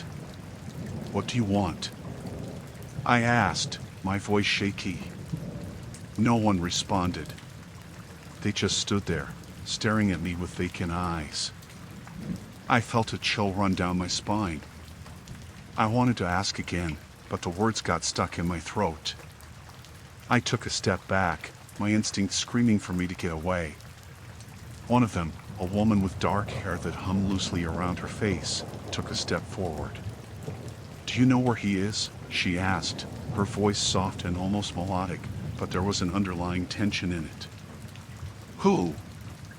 I managed to stammer out. She did not answer. Instead, she glanced at the others, and they began to move closer. I turned my head quickly, looking for an escape route. My heart raced, and I felt panic rising within me. "Are you lost?" another person asked, a man whose face was gaunt and sunken. "No," I replied, backing away slowly. "I need to go." The group didn't seem to care about my answer. They kept closing in, their eyes fixed on me with an intensity that made my skin crawl. I was terrified. I knew I needed to get out of there. I turned and started to walk briskly towards my car, trying to keep my composure. "Wait," one of them called out. "You cannot leave yet. We just want to talk." I quickened my pace, my breath coming faster as I reached my car. My hands fumbled with the keys, and I could feel their eyes on me. I finally got the door open, slipped inside, and locked it behind me. I took a moment to breathe, trying to steady my racing heart. I looked up to see the group had stopped a few feet away from my car, still watching. I felt their gaze piercing through the glass. They stood together, their faces still expressionless. I started the engine, and the sound seemed to startle them. They flinched but remained still. I glanced in the rearview mirror, and my heart sank as I saw the woman take another step forward. I quickly shifted into reverse and hit the gas, backing out of the parking spot faster than I intended. As I drove away, I glanced back at the rest stop. They had not moved from their place. They stood there, a dark shape against the fading light, still watching. I could barely breathe until I was far enough down the highway that I could no longer see the rest stop in my rearview mirror. Once I felt safe, I slowed down, my mind racing with what had just happened. I couldn't shake the feeling that I had stumbled into something very wrong. I felt fortunate to have escaped, and I knew I would never stop at that rest area again. I drove on, the highway stretching ahead of me, grateful for the distance between me and that silent group.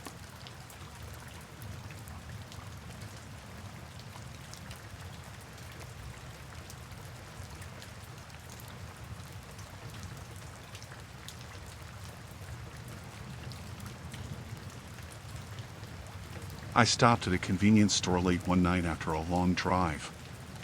It was one of those small places that felt like they existed in the middle of nowhere. The neon lights flickered, casting strange shadows on the pavement.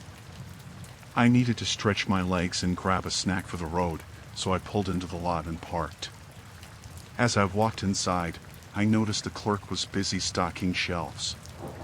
He barely glanced up at me, which made me feel a little more at ease. I grabbed a bag of chips and a soda and headed to the register. There was only one other person in the store, a man standing near the back. He was tall, wearing a dark hoodie, and he seemed to be watching me. I could feel his eyes on me as I paid for my things. I tried to ignore him and focused on the cashier, but I couldn't shake the feeling that something was off. After I paid, I quickly walked out, clutching my snacks tightly. As I stepped outside, I glanced back and saw the man had moved closer to the door, still watching me. My stomach dropped. I hurried to my car and fumbled with the keys, trying to open the door. I got in and locked the doors, glancing in my rearview mirror. The man stood just outside, his face still hidden in the shadow of his hood. I felt a wave of panic wash over me. I started the engine, praying I could just drive away and forget this whole encounter. I pulled out of the lot and turned onto the main road, my heart racing. I looked back again, and to my horror, I saw the man getting into a car parked nearby. He started the engine and pulled up behind me. I tried to convince myself I was being paranoid, but I couldn't shake the feeling that he was following me. I took a deep breath, focusing on the road ahead. As I drove, I tried to keep my composure. I thought about taking a quick detour, hoping to lose him. I turned onto a side street, hoping it would help. I glanced in the mirror and saw his headlights right behind me. My heart dropped. He was still there, still following me. I picked up speed, making more turns in hopes of shaking him off. Each turn felt like a gamble. With every corner I took, I could see his car getting closer. The thought of what could happen made me sick. I kept glancing back, my hands gripping the steering wheel tightly. The man's car stayed right behind me, almost too close for comfort. I turned onto a dark road, the streetlights fading. I felt like I was in a nightmare. I hit the gas, trying to put distance between us. My mind raced with thoughts of how I could escape. I remembered seeing a diner a few miles back. I could make it there. I turned again, hoping he would lose sight of me. But his headlights remained in view, gaining on me. I felt trapped. I took another sharp turn, and he followed. I could see his car weaving in and out, trying to get alongside me. My heart pounded louder with every second. I felt a surge of panic as I realized he was trying to run me off the road. I could feel my breath quickening. I spotted the diner ahead. It was a small place, open all night. I pushed my foot down harder on the gas. I had to reach it. I could see the sign flickering in the distance. I turned sharply into the parking lot, praying I would make it. I barely parked my car when I saw his headlights flash across the lot. I scrambled out, and my heart raced as I dashed towards the diner. The door swung open as I burst inside, and I rushed to the front counter. The waitress looked startled as I stumbled in, breathless and wide-eyed. "Call the police," I shouted, glancing back out the door. The man had parked his car but remained inside, watching. I could see him clearly now. He wore a malicious smile, and I felt my blood run cold. "Are you okay?" the waitress asked, looking at me with concern. "No, I am not okay. Someone is following me." I tried to keep my voice steady, but fear laced every word. She picked up the phone and dialed, her hands shaking slightly. I kept my eyes on the door, the man's gaze fixed on me like a predator watching its prey. I felt trapped and exposed. Moments later, I heard the wail of sirens approaching. The man's smile faltered when he saw the flashing lights outside. He turned abruptly and dashed out of the diner. My heart raced as I heard the door slam behind him. "Stay inside," the waitress instructed, her voice firm. I nodded, unable to take my eyes off the door. The police arrived quickly, and I felt a rush of relief. They jumped out of their cars, shouting for the man to stop. I could hear the sound of feet pounding on the pavement outside. I waited in a corner, my heart still racing. I heard the officers shouting, commanding him to freeze. A moment later, I caught a glimpse of him. He was running, but he was no match for the officers. They tackled him to the ground, and I felt a wave of relief wash over me. They brought him inside the diner and asked me to identify him. I nodded, still shaking. I could barely find my voice. They took my statement and assured me I would be safe now. I was finally free from that terrifying encounter, but I knew I would never forget the fear that had gripped me that night. I had escaped, and somehow, I felt stronger for it. I would always be more cautious, more aware of my surroundings. After that, I made sure to always trust my instincts.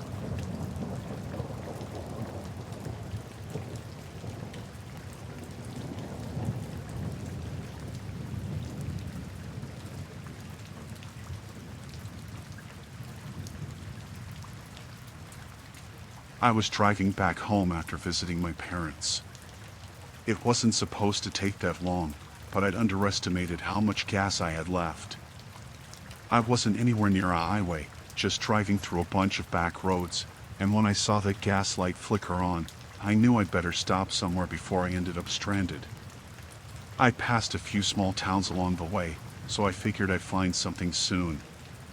Sure enough, about 5 minutes later, I saw a small gas station up ahead. It wasn't much, just 2 pumps in a tiny building with a flickering neon sign that said open. The place looked old, run down, but I didn't have a choice.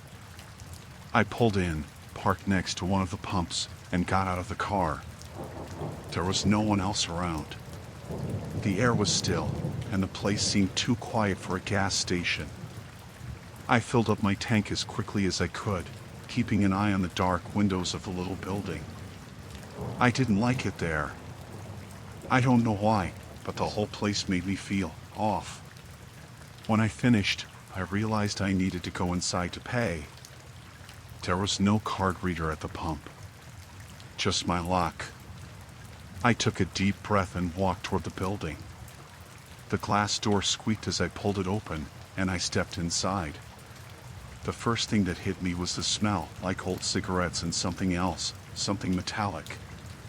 The second thing was the guy behind the counter. He was staring at me before I even made it all the way in. He was tall, with greasy hair and a yellowing t-shirt that clung to him like it hadn't been washed in days. His eyes were too wide, like he didn't blink enough. He didn't say anything as I walked up to the counter, just watched me the whole way. "I'm just paying for the gas," I said, trying to keep my voice steady. He nodded, but he didn't take his eyes off me. "Where are you headed?" His voice was low, rough, like he smoked a pack a day. I didn't want to get into a conversation. "Just driving home." "Long drive, huh?" He smiled, but it didn't reach his eyes. "Not a lot of people come through here this late." I shrugged, handing him my card. I just wanted to pay and leave. "Yeah, well, just passing through." He took the card, but he didn't run it right away. He just held it in his hand, staring at me. "You traveling alone?" That question made my skin crawl. I didn't like how he asked it, like he already knew the answer. I forced a smile, trying to act normal. "Yeah, just me." He finally swiped the card, but he was still watching me too closely. "Not always safe for a woman to be driving alone at night," he said, his smile still there, but it wasn't friendly. "You never know who you might run into." I didn't respond to that. I just wanted my card back so I could leave. My heart was starting to race, and I could feel the urge to run, but I stayed still, hoping I could get out of there without making things worse. He handed me the receipt, but before I could grab it, he spoke again. "Where are you headed from?" I took the receipt, slipping it into my pocket. "My parents' house," I said, keeping my answer short. He nodded slowly, like he was thinking about something. "That far?" Must have been a nice visit. I didn't reply, just gave him a tight smile and turned to leave. As I reached for the door, I felt his eyes on my back, that heavy, uncomfortable feeling you get when someone's staring too hard. I pushed open the door and hurried back to my car, my heart pounding in my chest. I got in, locked the doors, and started the engine. As I pulled out of the gas station, I glanced in my rearview mirror and saw him standing in the doorway, watching me. His smile was gone, replaced by this blank, unsettling look. I drove down the road, trying to shake off the feeling of unease, telling myself I was just being paranoid. But after a few minutes, I checked the mirror again, and that's when I saw the headlights behind me. At first, I thought it was just another car, someone else traveling through the area. But as I kept driving, the car stayed behind me, too close. Every turn I made, every bend in the road, it followed. My stomach dropped when I realized it was him. It had to be. The gas station was the only thing out there, and I hadn't passed any other cars. I tried to stay calm, telling myself he was just driving the same route, that it was a coincidence. But the longer it went on, the harder it was to believe that. He was following me. I was sure of it. I sped up a little, hoping he'd back off, but he didn't. He stayed right on my tail, so close that his headlights filled my car with light. My hands were shaking on the steering wheel, and I started looking for a way out. There were no other cars around, no houses, no signs of life, just a dark road stretching out in front of me. I tried to think. What was I supposed to do? Call the police? But I didn't even know where I was. I hadn't seen a town in miles, and I didn't have a signal on my phone. I spotted a small side road up ahead, barely visible in the dark. I didn't know where it led, but I didn't care. I just needed to get away from him. I made a sharp turn, my tires squealing on the asphalt, and took the narrow road, hoping he wouldn't follow. But he did. The headlights swerved behind me, and my heart raced as I realized he wasn't going to give up. I pressed down on the gas, speeding along the bumpy road, trying to put some distance between us. But the car stayed close, too close. I didn't know what to do. I couldn't keep driving forever, and there was nowhere to go. My mind was racing, trying to figure out a plan, but all I could think about was getting away from him.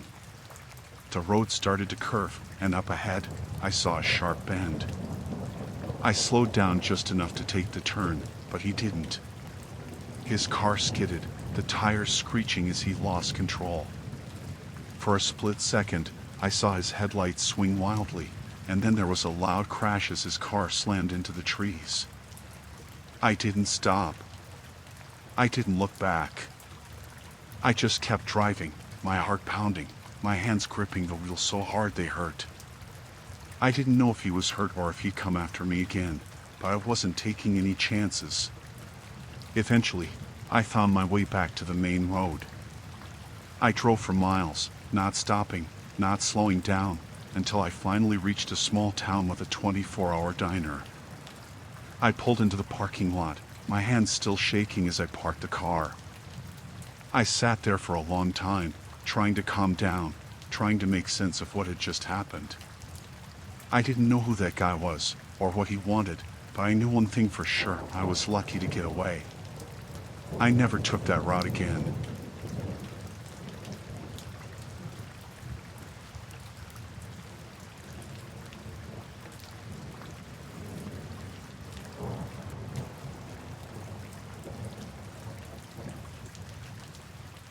I had always liked small-town fairs. There's something about the smell of fried food, the bright lights, and the noise of the crowds that makes you feel like a kid again. This year, I was traveling for work, and I found myself in one of those towns that barely shows up on a map. It just so happened they were having their annual fair, and since I didn't have much else to do, I decided to check it out. The fairgrounds were on the edge of town, a big open field with a few rides, game booths, and a stage where a local band was playing. It wasn't as flashy as the big city fairs, but it had its own charm. There were families with kids running around, couples holding hands, and groups of teenagers laughing and shoving each other near the bumper cars. I bought a ticket at the gate and wandered in, figuring I'd grab something to eat and maybe try a few games. As I walked past a booth where a man was calling out for people to win a stuffed bear, I noticed him. A man standing off to the side, just outside the main crowd. He wasn't doing anything, just watching. His face was pale, almost sickly, and he wore a long coat that seemed too heavy for the warm night. His eyes were fixed on me. It was the kind of stare that makes you uncomfortable, like he knew something about me that I didn't. I shrugged it off, telling myself he was probably just some guy zoning out, and went to get a corn dog. I spent the next hour or so wandering around the fair, trying out some of the games and watching the rides. I even went on the Ferris wheel, which gave me a good view of the whole place. It was nice, peaceful even. But every now and then, I caught sight of that man again. He wasn't close, but he was there. Always just far enough away that I couldn't really make out his face, but I knew it was him. The coat, the way he stood, arms hanging at his sides. Watching. It started to get to me after a while. I couldn't shake the feeling that he was following me. I told myself it was just paranoia, that it was a small fair and it made sense to see the same people more than once. But as the night went on, it got harder to ignore. Every time I turned around, he was there. Not saying anything, not getting closer. Just standing still, staring. I tried to lose myself in the crowd, moving between rides and booths, but no matter where I went, he was there. I tried going into the funhouse, figuring the mirrors and dark corners would throw him off, but when I came out, he was waiting near the exit, standing next to a group of teenagers who seemed completely unaware of him. I started to get this tight feeling in my chest, like the walls were closing in. It wasn't crowded anymore. Families were heading home, and the groups of teenagers had thinned out. The fair was winding down, and most people were near the stage, watching the band. The farther I got from the main area, the quieter it got, until it was just me and the hum of the rides in the distance. That's when I saw him again, only this time, he wasn't just watching. He was moving toward me. I stopped walking, my heart pounding. He was coming straight for me, his hands shoved into the pockets of his coat. His face was still hard to make out in the dim light, but I could see enough. His eyes were locked on me, his mouth set in a grim line. I turned and walked quickly in the opposite direction, trying to keep my pace steady. I didn't want to run, not yet, not until I was sure. But I could hear him behind me, his footsteps crunching in the dirt, getting faster. I glanced over my shoulder, and that's when I knew. He was running. I broke into a sprint, dodging between the booths and trying to head back toward the entrance. But the lights from the fair seemed farther away now, like the whole place had shifted while I wasn't looking. My lungs burned, and my legs felt like they were moving through water. I didn't know where I was going, only that I had to get away. I turned a corner and found myself in a part of the fairground that hadn't been set up with booths or rides. It was just empty space, dark and quiet. My breath was coming in ragged gasps, and I slowed down, trying to listen. I couldn't hear his footsteps anymore, but I knew he was close. I looked around, trying to find a way out, but there was nothing. Just shadows and silence. Then I heard it, soft at first, like the wind moving through the grass. But it wasn't the wind. It was his voice. "You shouldn't have come here." The words were low, almost a whisper, but they sent a chill down my spine. I didn't know where he was, but he was close. Too close. I started backing up, my eyes scanning the darkness, trying to find him. Then, out of the corner of my eye, I saw movement. He was standing just a few feet away, half hidden in the shadows. His face was twisted in a sneer, and his eyes were wild. "I just want to go," I said, my voice shaking. "I don't want any trouble." He didn't answer, just took a step toward me. I stumbled back, my hands shaking, and nearly fell. I had to get out of there, but every direction I looked seemed like a dead end. The fair was just a distant blur of lights now, too far away. He took another step, then another. His hands came out of his pockets, and I saw the glint of something metal in the dim light. A knife. I didn't think. I just ran. I don't know how long I ran for, but it felt like hours. My legs were burning, my lungs felt like they were going to burst, but I kept going. I could hear him behind me, his footsteps pounding the ground, getting closer. I rounded a corner and saw the lights of the fair again, the sound of the band echoing in the distance. I wasn't far now, but my legs felt like lead. I pushed myself harder, ignoring the pain, ignoring the fear. I had to make it. I burst out of the dark, back into the main area of the fair. There were still people around, still enough light and noise to make me feel like I had a chance. I kept running, not stopping until I reached the entrance. The ticket booth was empty now, and the gates were wide open. I didn't look back. I didn't want to know if he was still behind me. I got to my car, my hand shaking so badly I could barely get the keys out of my pocket. I fumbled with the lock, glancing over my shoulder every few seconds, half expecting him to appear out of the darkness. But he didn't. I got in, started the engine, and drove. I didn't stop until I was miles away, the lights of the fair lawn behind me. I don't know who he was or what he wanted. Maybe he was just some local who didn't like outsiders, or maybe he was something worse. But I didn't care. I was safe now, and that was all that mattered. But I'll never forget the look in his eyes, or the way he whispered those words, like he was daring me to run. Like he knew I wouldn't make it out.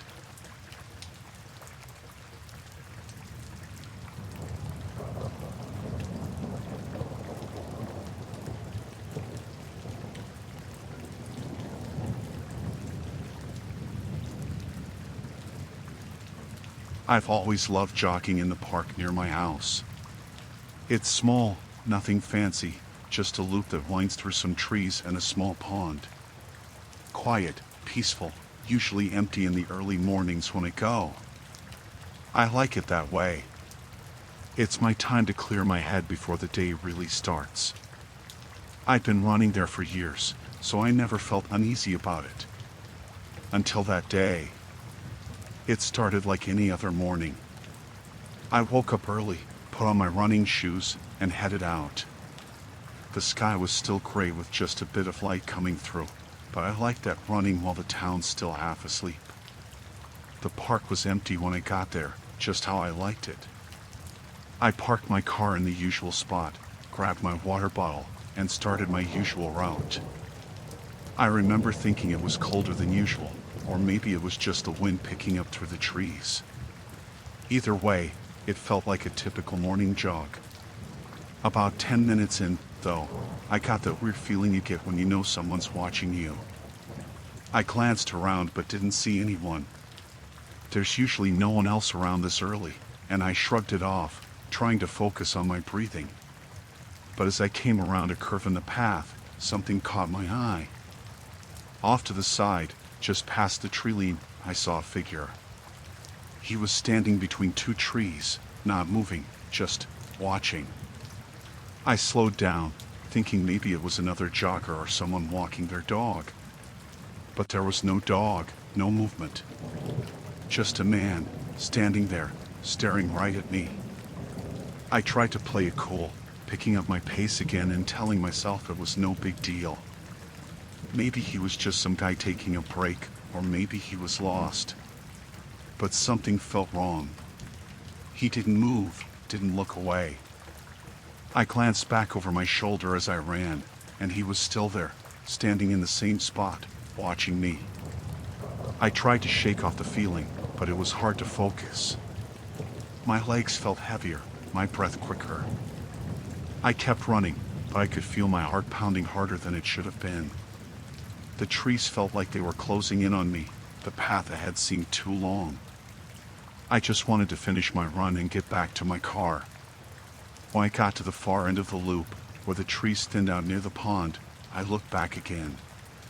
This time, he wasn't in the same spot. But he wasn't gone either. He'd moved. He was closer now, about halfway down the path, still just standing there, still staring. My stomach dropped. I wasn't imagining it. He was following me. I forced myself to keep running, even though my legs felt like they were turning to lead. I just wanted to get back to my car, get out of there. My mind was racing, trying to figure out if I should confront him, if I should call someone, but all I could focus on was putting one foot in front of the other. As I neared the end of the loop, where the parking lot was, I started to feel a little bit of relief. The lot wasn't far now, and once I was in my car, I'd be safe. I could lock the doors, drive home, forget this ever happened. But when I got to the parking lot, that relief vanished. My car was sitting there, same as always, but something was wrong. The tires, they were flat. All four of them. At first, I thought maybe I was imagining it, that maybe I was too freaked out to think clearly, but no. They were definitely flat. Someone had let the air out. I stopped dead in my tracks, panic hitting me like a wave. My eyes darted around, searching for anyone else, but the lot was empty. And then, from the corner of my eye, I saw him. He was standing at the edge of the parking lot now, just a few yards away. He wasn't hiding anymore. He was walking toward me, slowly, deliberately, like he had all the time in the world. I froze, my mind screaming at me to run, but my feet wouldn't move. He was getting closer. I don't remember making the decision to run, but suddenly I was sprinting, heading for the park entrance.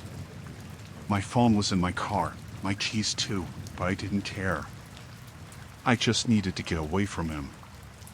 I didn't look back, didn't check to see if he was following. I could hear my own heartbeat in my ears, my breath coming in ragged gasps. The entrance wasn't far, but it felt like it took forever to reach it. I burst out of the park and onto the street, not stopping until I was a good distance away. I turned back then, gasping for breath, but he wasn't there. The park entrance was empty. For a second, I thought maybe I'd lost him. Maybe he wasn't following me after all. Maybe he was just some guy, and I'd overreacted. But then I saw him again, standing just inside the park, barely visible through the trees. He wasn't chasing me, but he wasn't leaving either. I didn't know what to do.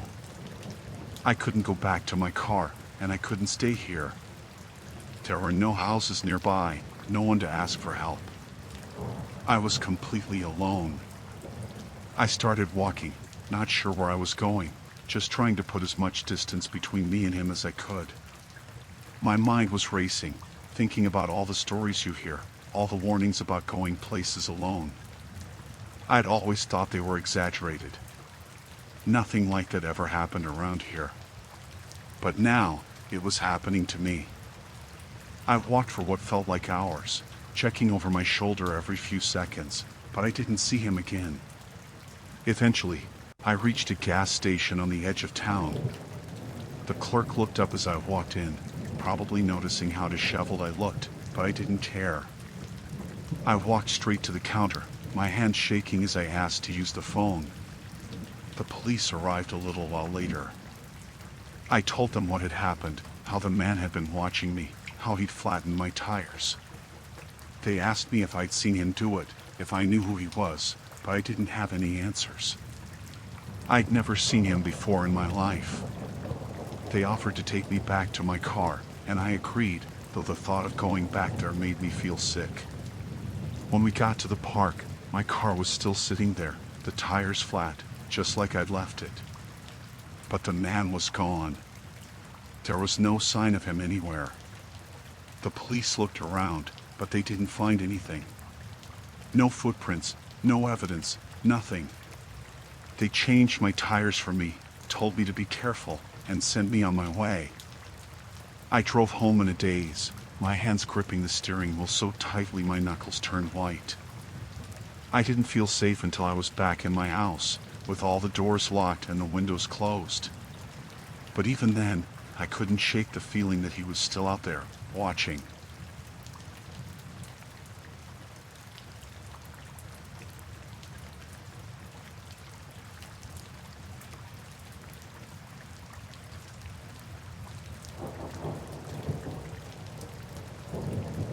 I decided to visit a small-town farmer's market one sunny Saturday. I had heard good things about it, how the locals made the best homemade goods and how friendly everyone was.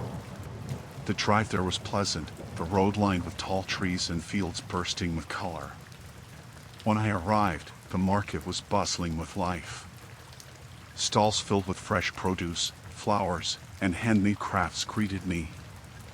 I could smell the sweet scent of baked goods drifting through the air. As I wandered through the rows of tables, I came across a vendor selling pies. The woman behind the table, an older lady with silver hair and bright blue eyes, had a warm smile.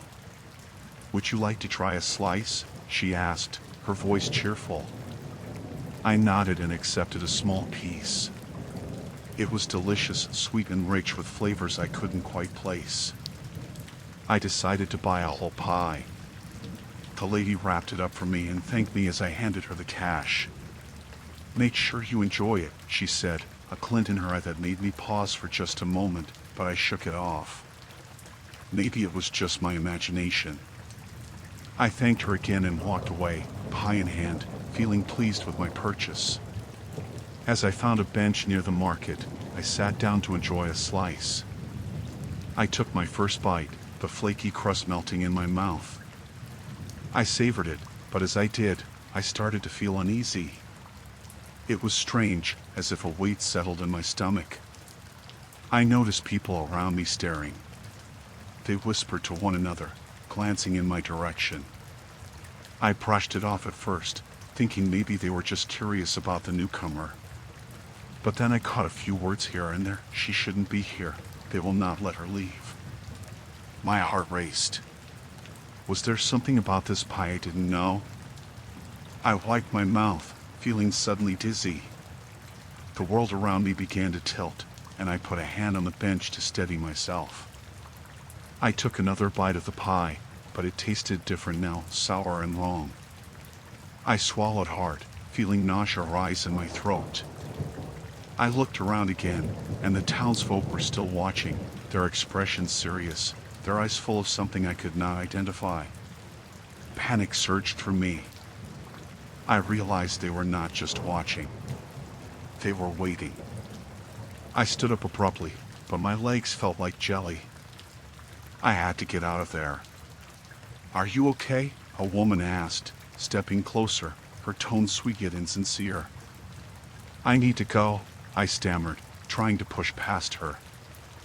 I felt unsteady, the ground shifting beneath me. The woman grabbed my arm, holding me in place. "You shouldn't be in a hurry. Stay with us. The pie is best enjoyed here." Her grip tightened, and I felt my heart pound in my chest. "Let go of me," I shouted, struggling to free myself. But others were closing in, blocking my path. "She needs to stay," another man said, his voice low and firm. "You are part of the community now." The weight in my stomach grew heavier. I felt the pie pushing back, threatening to come up. I managed to break the woman's grip, stumbling back. I glanced at the exit of the market, but a few people stood there, watching, preventing my escape. "Please," I begged, my voice shaking. "I just want to leave." A chuckle rippled through the crowd. "You are not allowed to leave," the tall man from before said, stepping forward. "You ate the pie. You have accepted our welcome." My mind raced. They had poisoned me. I was sick from their food, and they did not intend to let me go. I looked for a way out, desperate. I had to act fast. I spotted a narrow path between two stalls. It was a chance. I bolted toward it, adrenaline surging. They shouted, but I pushed through, my heart pounding in my ears. The path led me away from the market, and I could hear their voices behind me, growing fainter. I did not stop. I ran until I reached my car, fumbling for my keys. I was shaking, my hands clammy. I got in, locked the doors, and turned the key in the ignition. The engine roared to life, and I pulled out of that town faster than I had ever driven in my life. I could not look back. As I drove, my stomach twisted painfully. I knew I had to get away from that place. The pie had been a trap, and I barely escaped their grasp. I drove until the town was just a memory in my rearview mirror, and only then did I allow myself to breathe again. I had learned a hard lesson that day. Not all towns were welcoming, and sometimes kindness masked something much darker. I promised myself I would never return, never let myself be caught off guard again.